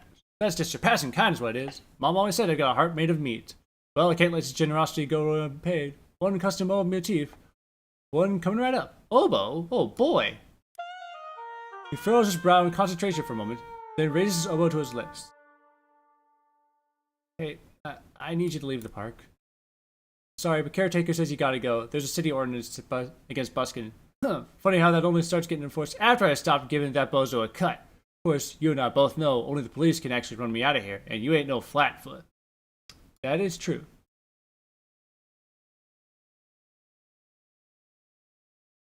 Did you leave as a favor? Okay, you seem like a decent fella, and I guess I owe you one. I'll find somewhere else to chew on this old tube. Thanks. Problem solved. Yay, I paid him to go away. Here's some maintenance. And here's the butterfly zoo. I'm not calling it the other thing. Giant cricket sniffing the air. You hear a faint chirping in your mind. Oh no.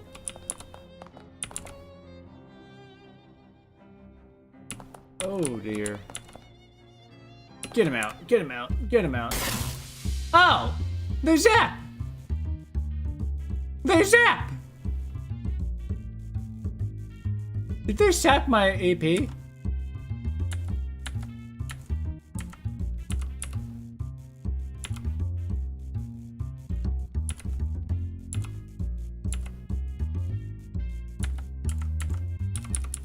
We sapped my AP.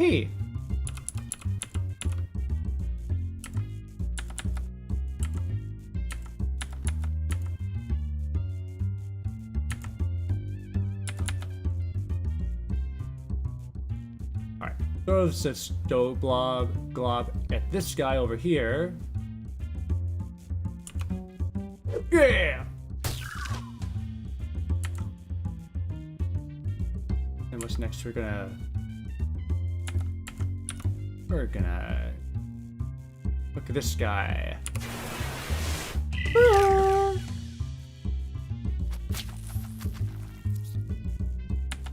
Gabby, can you slap that cricket up there? Thank you.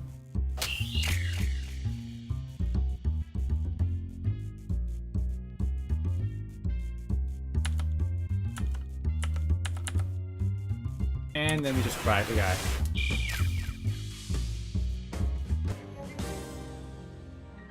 You have successfully exterminated 60% of the giant crickets.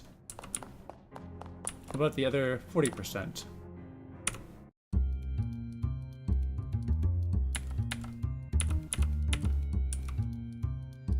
Orchestra strike!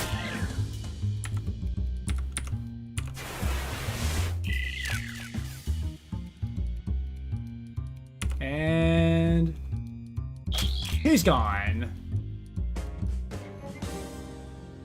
Bill, the turtle grows stronger. Fish!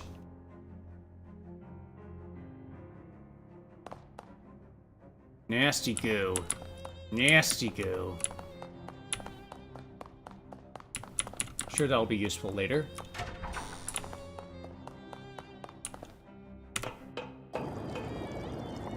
Okay, now what? 57 gallons a minute.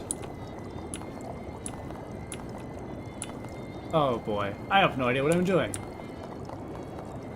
60. Oh, I think we want this down here.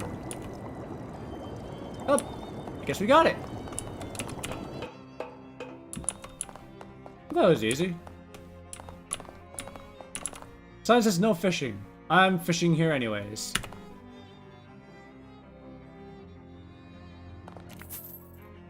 How'd that even get in the hook? 12 meat. Fish, fish. Just get all that meat out of the fountain.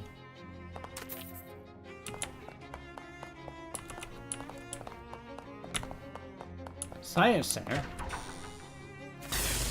Ooh. You don't trust that pendulum enough to get any closer to it. Tesla and Edison coil. Well, there's a bit of a feud going on here. This exhibit would be more educational if any of the gizmos were labeled. Discover your new favorite rock. Explore the wondrous world of alchemy. We don't have any ingredients for making potions.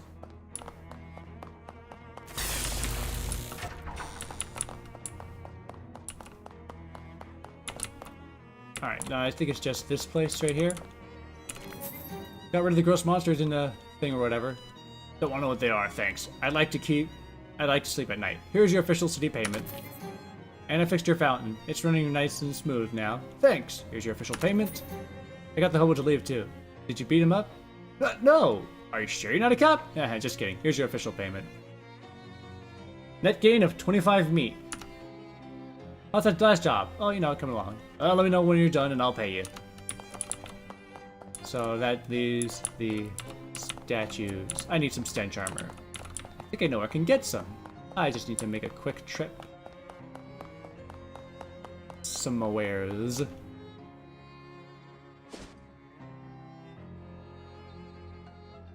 Back to the Plunket. You hear there's a ringing of cathedral bells and turn to see the source. Unsurprisingly, it is a cathedral. Unless you're naturally surprised by cathedrals. They're so big and pointy and could be hiding around any corner. I'm gonna check that out later. Yep. I'd like a gas mask, please. I threw 6 of them. 4 of them blew up in my face. 4 out of 6 isn't too bad. I think I'd still sell them. In exchange for your research, I'll give you a discount from now on. How much of a discount? 200 meat and total savings across all future purchases. Here you go. It seems like a less of a discount, more like a flat reward. I just don't like doing arithmetic.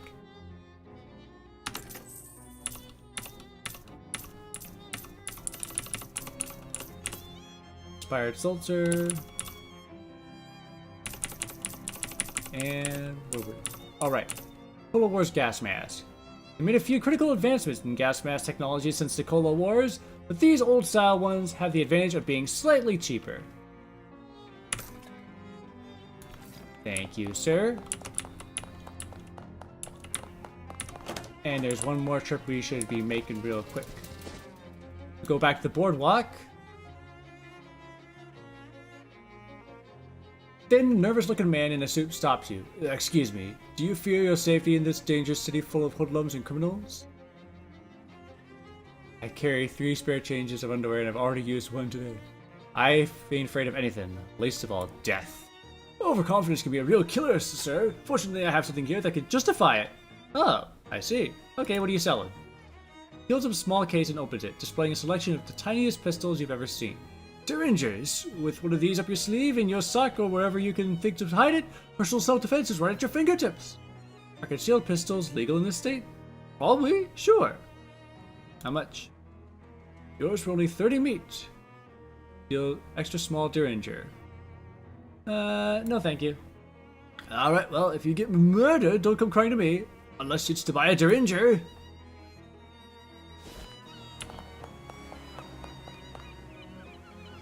Hello. Welcome back. Let me see that hat you're wearing. A sheriff's hat. Love it. We've got more where that came from. Let's see. Broken coconut. You can't remember where you got it. Oh. What's that? A broken coconut? Perfect. I love it. And that leaves the gas mask. What is that? A Cola Wars gas mask? Perfect! I love it! Alright, let's go back to Gold Freight Park. And we can polish those statues. Hands in the air, bucko. You're on Tin Lizzie turf, and this is a stick-up. What the? This is a caulking gun? Stick-up isn't usually such a literal phrase. Actually, it's a grease gun, so it's more like slick-up.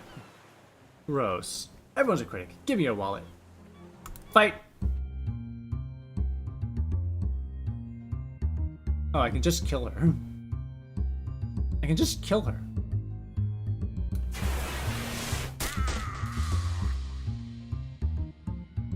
I think she just has a floating wrench going around. Bruh. Get that out of here. You want keeping both your pride and your wallet intact and grease-free. You got the Tin Lizzie grease gun. Deals your Moxie plus 2 sleaze damage. Whee! Alright, let's wipe them clean. It's a statue of Corintha Brechenbull. Maybe we should build a dock or something so boats can park here. It's a statue of a Cola Wars soldier. May the forces of the Red continue to dominate and refresh forevermore. Dedicated in 1919 by the National Cola Association. It's another Cola Wars soldier. Here's to all those brave boys in blue who took the ultimate challenge. Dedicated in 1919 by the Ocean City VCW.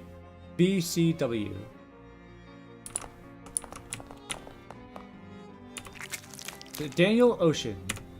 Daniel Ocean founded Ocean City in 1770, and on his deathbed in 1804, requested that visitors to this monument only view the statue from the left, as he felt that was his better side.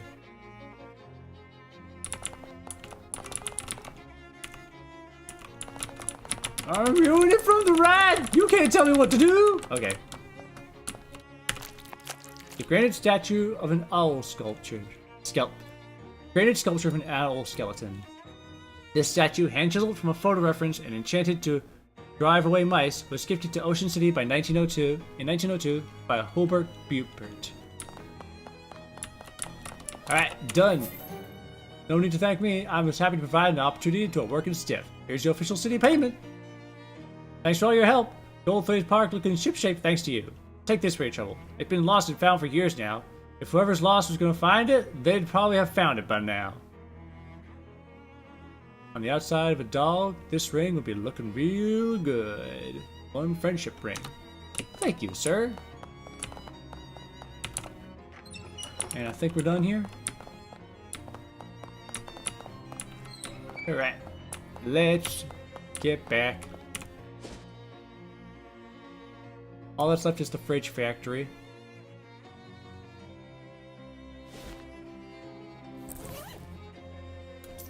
Let me put on something more appropriate.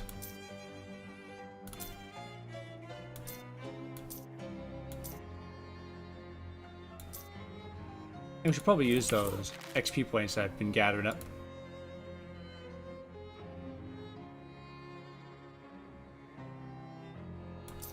Air of mystery. You've got a certain je ne sais quoi that makes it seem like nothing can bother you.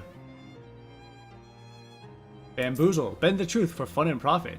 It doesn't count as lying if you do it for a really good reason.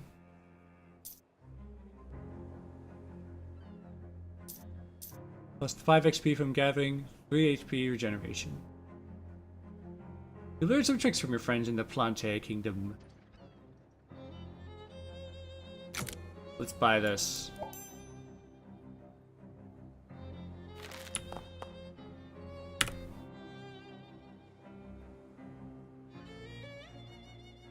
You take a beating instead? Ah.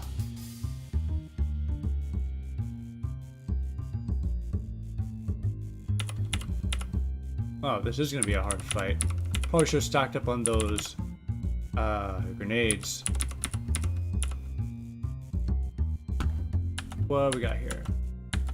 There's a pepper gunner at the back. Ooh.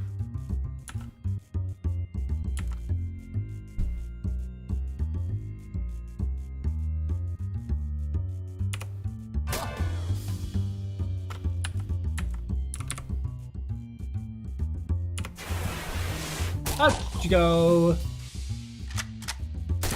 Oh, well, that certainly is some pepper.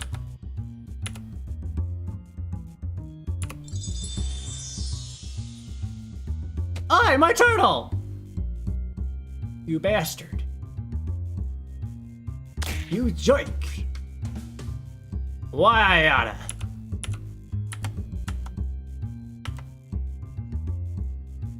I oughta teach y'all a lesson.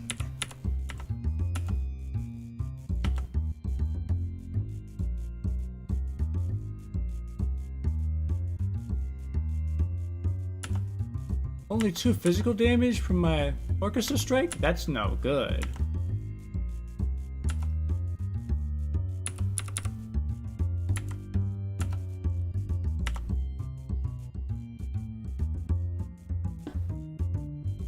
Leftovers! Hey! It's still lethal.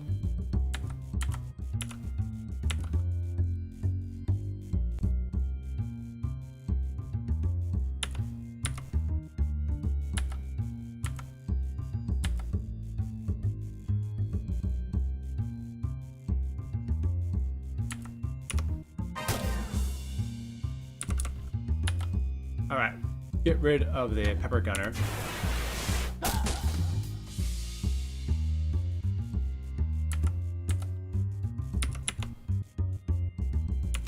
Heal yourself, Gabby! Ouch.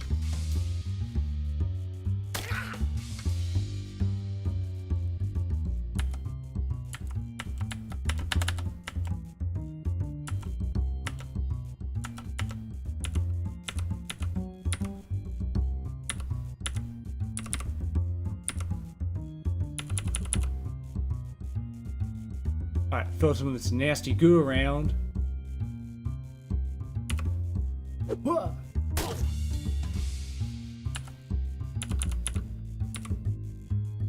Send an orchestra strike. And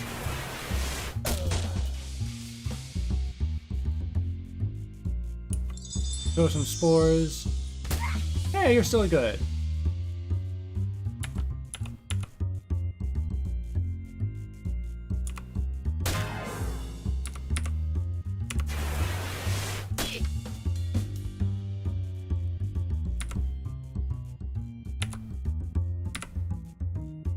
Slap, slap. Slap. Slap him. Oh, I'm okay. Ugh, that will hurt. Alright, that's it. I'm taking you to the pain train. That was pretty impressive, I'll say. Hey, hi, hello. This is fun getting into fights. You like a good fight, Gabby? Yes! There are usually not so many fights around here. What an excitement it is! I noticed you do a lot of slapping. You know how to make a fist. A what? Here, look, you curl your fingers in like this, put your thumb over them. Here. That's a fist. You squeeze all that tight, hit people with these knuckles here. More powerful than slap. Wow! Keen as a peach! Yay! Now Gabby knows how to punch people. It's a refrigerator truck, but not the kind you're probably thinking of. If 2 counts as a fleet, they have a whole fleet of these things. Full of chemicals. Definitely fission worthy. Miscellaneous chemicals.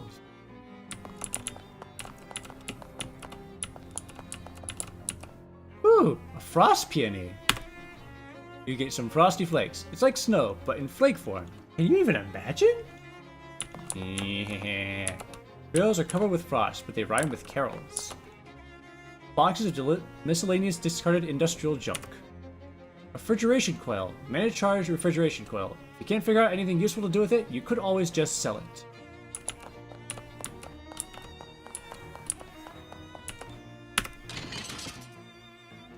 Adhesive rivets adds 1 physical armor to pants, and asbestos adds 1 hot armor to pants. Opening this door will draw a lot of noise and draw attention. Also, you don't know how to actually open it. Hello? Fridges are brand new and empty, and thus quite boring. Workbench doesn't seem big enough for refrigerator repairs. I don't have any anarchist hardware. Slush ball. Do 5 cold damage and reduce muscle by 5. We'll hold on to these frosty flakes. Disposable ratchet. Anarchist hardware. Never mind.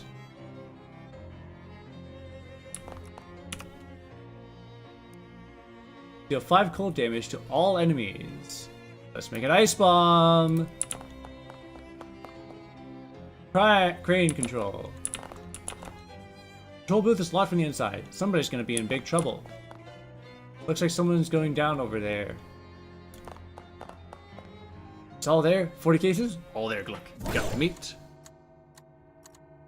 Mr. Poindexter, what are you doing here? Prize inspection. Curious. The heck? No time to check this out. You should go as what's going on over yonder. There seems to be a bit of a standoff between these mob guys and the other ones.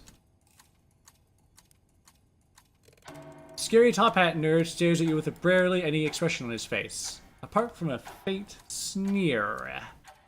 Here's we have an interloper. And you are?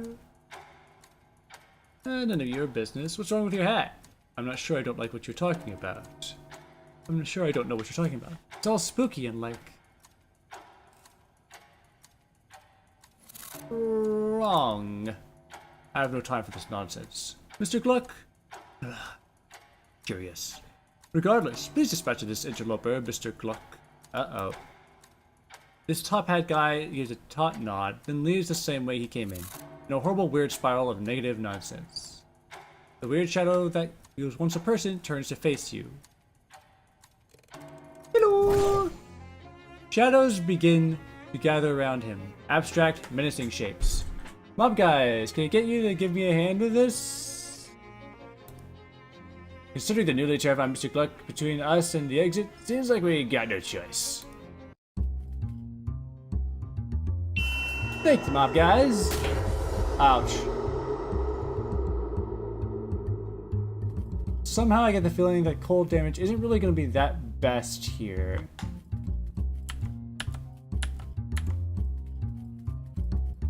We can try it.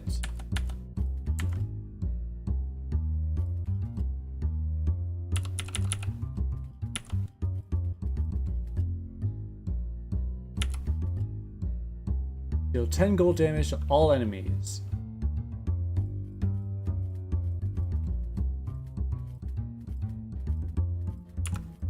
Woo! Well, that solves one pile of whitey mush.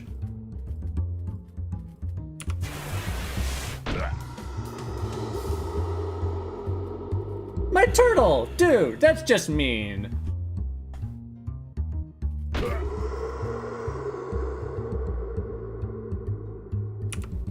Punch it!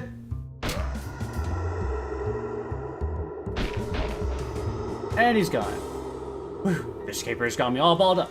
And how? This whole scene is nutty as a squirrel's mistress. Come on, let's amscray. They tip their hats to you and make for the door. He's mostly dissolved into a cloud of weird shadow stuff, but there are a few objects on the ground. Pocket watch, bank pouch, and an official-looking document of some sort. Any cash payment that's too small for a briefcase must be contained in a leather zipper pouch. It's the law.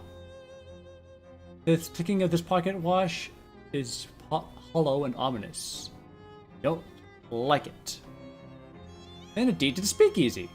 Take a look at the document. Turns out this Gluck guy was the owner of the speakeasy. And now you are, maybe. Is that how deeds work? Booze looks dangerous, and also it appears to be tainted with some kind of sinister magical energy. Oh, this fridge is plugged in. The little note says, experimental, not for lunches. The fridge has been fitted with an experimental automatic ice cube maker. It's made out of one single gigantic ice cube that fills the entire fridge. I guess if you ever need a block of ice as big as you, here's where you can get it. Gonna have to try and remember that. It might come in handy later, or it might not. Okay, I'll go back to the speakeasy now. You find your path unexpectedly blocked by a huge pile of junk. Broken down car, lamppost, couch with springs poking out of it, wide variety of other assorted trash. Jeez, what happened here? Oh, Gabby has a memory of it.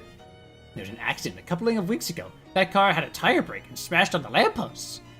That explains the car and lamppost. Why are they still here? What's with the other junk? City trash takeawayers are all contractors now, and who wanted to pay for it? Nobody.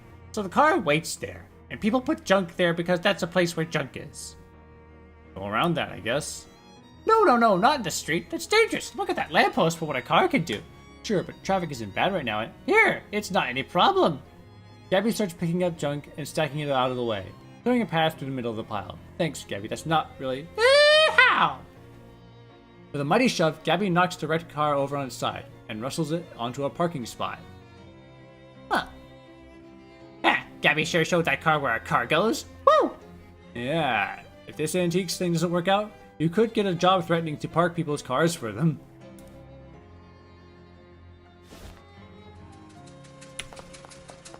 Alright, let's go take this deed to the speakeasy. Hey, Fancy Dan. Yeah, I found Oliver, I guess? I don't like the sound of that. Oliver is... gone. The handoff went extremely badly. Yeah, that too.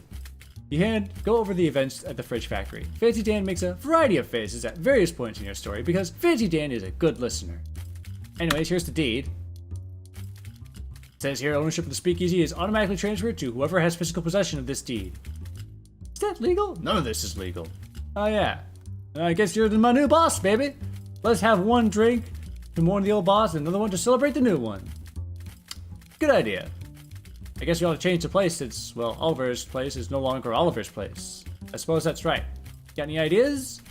You could go traditional and just call it Crapmank's place, or maybe something hip like Purple Door, or maybe something incisive and avant-garde like, I don't know, Noblesse Oblige. I have another name in mind. See, there's this restaurant that, in a town that my family used to vacation at, and the restaurant was called the Purple Pig. Unfortunately, it burned down and is out of business, and there's just a fitness center now there, I think. Anyways, here's the new Purple Pig. I like it. To business! We make beer in-house, so that's safe. But if we're out of anything else, and that's based on your story, I'd say stuff for the factory isn't safe to use. Yep. If you can find booze or mixtures or garnishes, bring it back here. Any idea where to get started with that? No, but you might check with Barnaby. Barnaby? He doesn't see very well, but he's got a nose for news and sixth sense for booze. He might know we can find what you're looking for. Thanks, dude. Barnaby. After a few moments and a few sips, he clears his throat and speaks. The lake is deep enough to drown dreams, but not the sins of the grandfather. Okay. Thanks, Barnaby.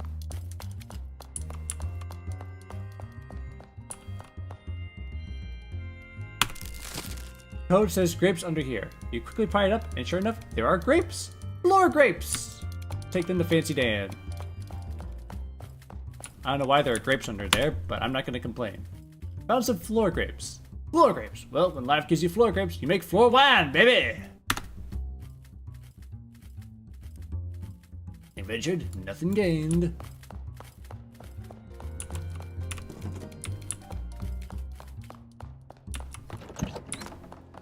Alright. Oh yeah, I have these sardines. I should give them to the cat. You open the can of sardines. Calliope immediately wakes up, devours the entire can, and purrs like as she licks the remaining oil from your fingers. Looks like you've made a new friend. You give her a nice scritching, and she purrs as she goes back to sleep. Yay! Where does this store lead? And it's just a brick wall. Apparently it goes nowhere. Hey, good to see you. We've had quite the morning already. See that bookshelf over there? Just bought it. It's a real rare find. Came in a 17th century cargo ship, the Muskflower. Wow, that's quite a province for a bookshelf. Yeah, it was the ship's wheel. Captain brought the Muskflower out of dock, couldn't steer, boat drove into a starfish, whole thing sank instantly. Anyways, what can I help you with? Nothing right now, thanks. Found the watch. It was complicated. I'd be more surprised if you told me it was simple. Well, you know the drill. Strap it on and jump into the uncursing machine. It's a pocket watch. Does it just uncurse the thing and get some sleep, okay? You look like you've been through the ringer. I won't dispute that. Yeah, what's going on here? Nestled among the books and papers is a book of old but still valid postage stamps with a few missing. They're surrounded with a haze of weird shadowy energy, but you can still clearly see the illustrations of cute dogs on them. Wait, cute dogs? That's just like the stamp that survived your luggage fire. Ah, dang, of course. That stamp is what destroyed your luggage!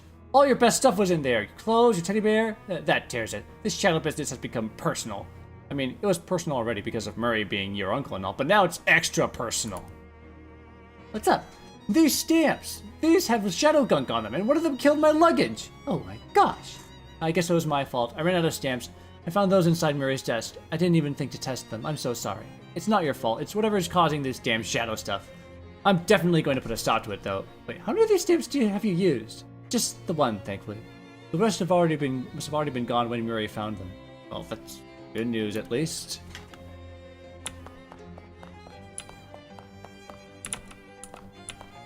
Alright. Set it in the cursing machine. The machine snorts the pocket watch up into its dome and begins its strange and loud work. The pocket watch is pulled this way and that. Its ticks become kicks, and its talks become clocks. And its three hands are forcibly bent back. You swear her screams. You hear screams. And when it's done, the watch falls into your lap. Its hands now set to 12:14:45, which I think is actually the current time. Now that it's free of the shadow energy, it's just a boring regular watch. If you think about it though, being on time for things is kind of like a magic power. Reduces an enemy's muscle, mysticality, and moxie by 3 once per fight. Want to project your consciousness into it? Why not? In your mind's eye, you see the hands of a pocket watch spin back on themselves with jittery violence. Each revolution, the face of the watch itself expands until it is larger than you, and the building, and the street. Your whole world lives in the blur of fast-running hands, in which you see life go by in reverse time. Some marines turn into longships, cities turn into stone dwellings, cowboys into courtesans. You are traveling faster and faster to the beginning of time itself, and there's no telling when this ride will end. Hold on tight. We are just back in the store. I'm a dinosaur now. Calliope's still sleeping on her towel. Eat the cat? I don't want to eat the cat. Eat Charles. Hey, easy does it, buddy. We're all hungry. Please help. I am a dinosaur. Yay, baby, yeah! Nobody to call right now. It says, check the message pad next to the phone. There's a note for you. Dinosaur. No phone number. Eat phone. Oops. Catman, attend thy temper.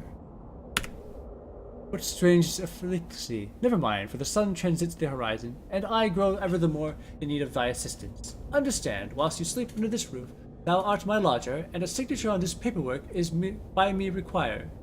When did you start talking like this? A provocative remark, sir, and by thee well made.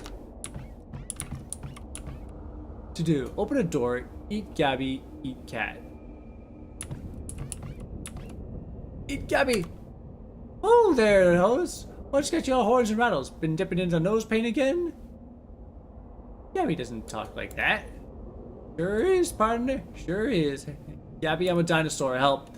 Whoop-ah! Pew-pew! I am the quickest draw in the West. Sure enough. Shelf full of books. Eat the cat. Hey! Get back here, I need to eat you! Radio's tuned to a station. Eat the chessboard. Yum nom nom. Real groovy pocket watch you got there. I like the way it tick tick ticks, you understand? No. A lot of power in that timepiece, a lot of power. Would you make a promise to me, baby? Would you promise not to throw that power away? A lot of good can be done with that groovy power, baby. Charles didn't call me baby. I hear you, kitty cat. Would you be promised? Promise not to throw away that groovy power in a timepiece? I don't want to do that. Open the door. Open the door!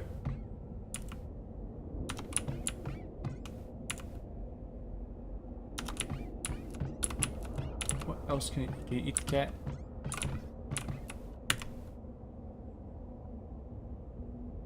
With these two salad forks? No, you like the opposable thumbs required to turn a doorknob. You're completely contained in here, unless you figure out how to open doors.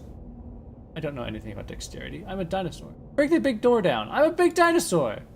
Slap a prehistoric tummy against the wood, but it doesn't even make a dent. Maybe that's why the dinosaurs went extinct. Couldn't open doors? Rawr. Pull out the drawers. Open the drawer. Add to the list, 8 dexterity. Read a book. Unstitch the rug. Knock the chair over. 1 dexterity. Grab me. Don't knock off the chairs. What are you doing? Flip the table. Yeah! Relax, kitty cat. Open the drawer. You extend a considerable amount of effort, wrangling a claw around the door, only to find the drawer is locked. Yeah! Oh, behave. Eat cat. Read a book. Read a paper. Gabby, I need something else to dexteritize.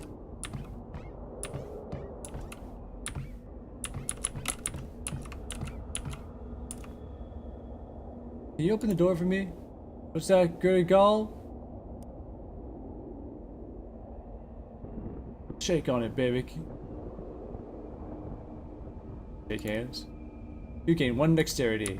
Woo! Read a book! You can't relate to most of the books they have here, but there's one travelogue by Diplosius that proves moderately diverting. Read a paper. Peruse the newspapers, claws making only minor holes in the pages. Open a door. Add to list. Just carve the letters HELP on the chalkboard.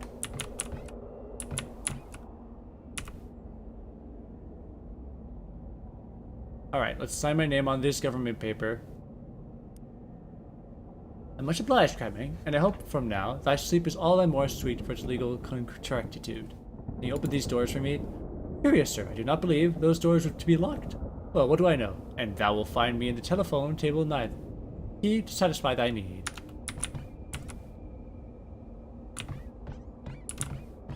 Beat the table, pick the lock. How do I get 100 dexterity?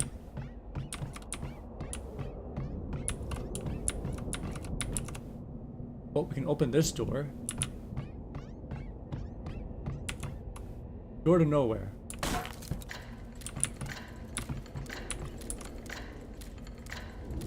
So I mean at last, with I looking older than man, though you are far older than I shall ever be. Wow, I never saw this room before. We are the Alpha and the Omega. You, the beginning of the time, and I, its end. Will you walk with me, dear friend? Watch the death of our world, the birth of another? I'm just trying to uncurse a pocket watch, pal.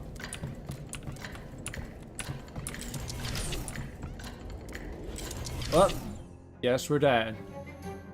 Tick, tick, tick. The hands of the uncursed pocket watch beats on.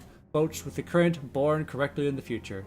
You pull the pocket watch out and look at it. It's gained some luster. Curse is lifted in its rightful home, and you no longer have a tail. I wish.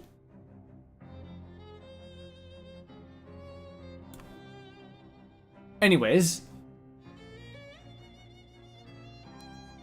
Yeah, baby. Excuse me? You lose something, Charles? Yeah, I seem to misplace the chuck key to my drill. What's a chuck key? It's a little twisty thing for tightening this chuck on drill. Any idea where you lost it? It can't have gone too far. The cord on this thing got stuck in the outlet. It is not long enough for me to drill anything that isn't in this neighborhood. I'll help you look for it. Be nearby. It's gotta be nearby. Just wander around. I'm sure it'll turn up. Alright, we'll wander around. Let's wander around a bit, try to find this chuck key. Here, music house, continue wandering. Continue wandering. Hey! This must be Charles' chuck key. Easy. That was easy. Alright. Got it. Thanks. Where'd you find it? Under a bush. Oh yeah, probably that bush I was drilling holes in the other day. What can I do for you? Nothing else?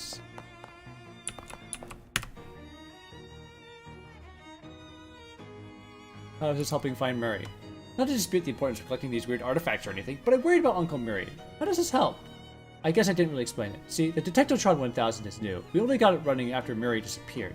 He always searched out artifacts in a more hands-on ways. Research, networking, following rumors, that kind of thing. That last artifact he went after, it could basically be anywhere, but the Detectotron only detects the nearest artifact. I see. So you figure if we pick them up in order, eventually we'll get to the one he was looking for. Right. I wish to hell he left a note about where he was going, but I guess he either thought it was too dangerous and didn't want us to follow it, or he just rushed off all excited like a kid in a toy store. That's Murray for you. Yeah, that tracks.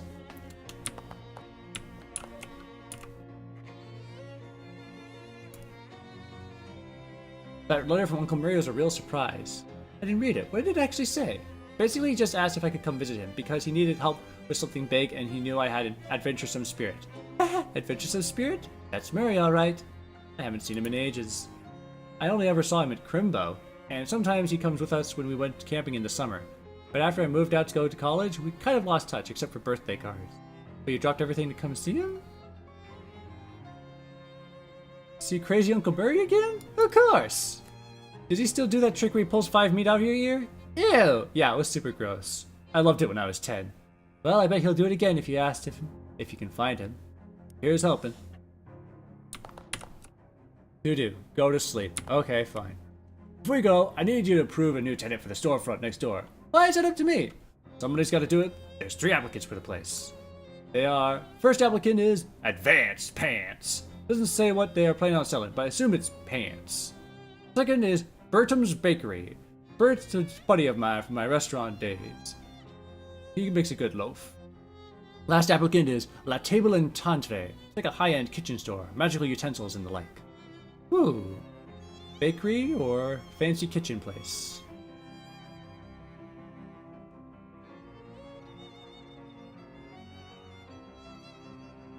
Let's go with the bakery.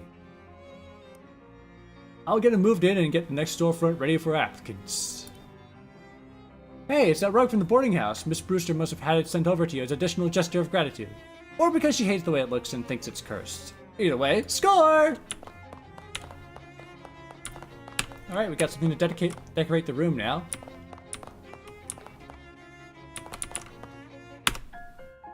And to sleep we go.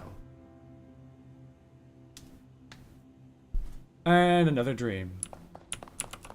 All your favorite pants gone forever. It's Jeff, the kid who used to bully you in 3rd grade. Hey Jeff, listen, no hard feelings, okay? I understand in retrospect that you must have had problems at home, and I just want you to know everything's okay. Jeff swats the overdue library book out of your hands. Ah, I see. Since it's a dream version of you, you're still as much of a jerk as you were in 3rd grade. Jeff suddenly punches you, peek out all of your teeth. Ah! This was actually happening? I'd be really mad. What a jerk. I'm gonna take my teeth back. Oh, it's that spooky nerd from the refrigerator factory. Who invited him into your dream? Excuse me, I need to get past you, I think. You do not belong here. In my own dream, I think I'm literally the only person in all of existence who does belong here. This dream is only partially yours. This central vicinity is under different ownership. Whose ownership? I should think it is obvious. I have claimed this region of your dream space for myself. And you are... who? Accountant General Terrence Poindexter. Decidedly not at your service. I would tip my hat to you, but you do not merit such a gesture. Fine by me, that hat is creepy and evil looking anyway. Poindexter's eyes narrow. He points to the weird device that he's holding at his hat. It starts beeping in a fast, irregular pattern. Do I take you to mean this hat appears unusual to you in a visual sense? Yes? Putting it mildly, it's like an anti-hat. I must inform the president. You want to talk to President Coolidge about your weird hat? You have misreprehended both subject and object. It is the real president I must speak with, and the topic of conversation will be you. I see. Indeed, you see far too much. In fact, when next we meet, I'll have prepared a remedy for this complication. He steps off the edge of whatever it is he's standing on, and plummets into the nothingness below. Well, that's a troublesome bit of foreshadowing. Bookshelf! Take a closer look. You grab a book at random and a bookshelf pops out of existence. Vibrations of the nether zone. Increases your moxie by 3. Hard to tell what this book is about because it won't stop shaking. The only way to interact with your inventory during a dream is if you had convinced Freddy to hold it for you at the exact moment you went to sleep. I did that though. No, you didn't. I did! I asked Freddy to hold my stuff and he said yes! You don't even know, Freddy. Fine, you caught me. Alright, step through.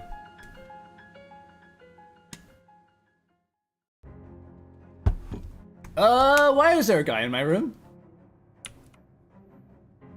Alarmingly, a man in an expensive suit is standing at the front of your bed.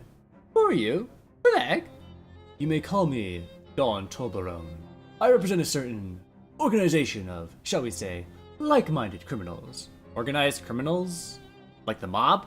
Wait, you're the Don of the local mob? The mob boss in my room personally? No. I'm not the Don. That is merely my nomenclature. It's an abbreviation for Donald. Oh, that's confusing. It has been a matter of some confiscation. Yes, I do have a sobriquet, but I don't care for it very much. What is it? Donnie Thesaurus. I'm gonna hazard a guess that they call you that because you like long words. That's very astute of you. Of course, this astute comes as no surprise to me. My associators tell me you handled yourself well during the conflagration at the refrigerator manufactorium. I handle myself well all the time. I'm here to propound for your consideration a certain proposition. Come again, I'm here to make you an offer. Oh, can I refuse it? Certainly.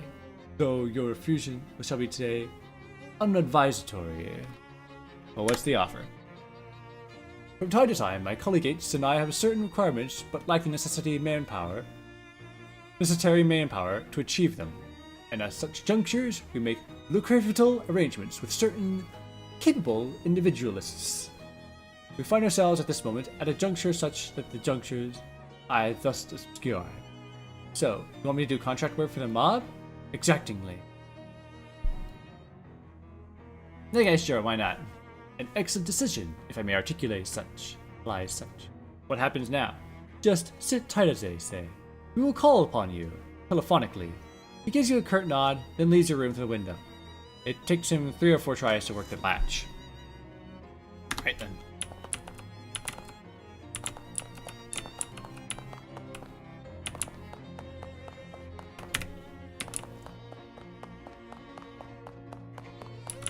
Well, I think this is a good point to stop for today.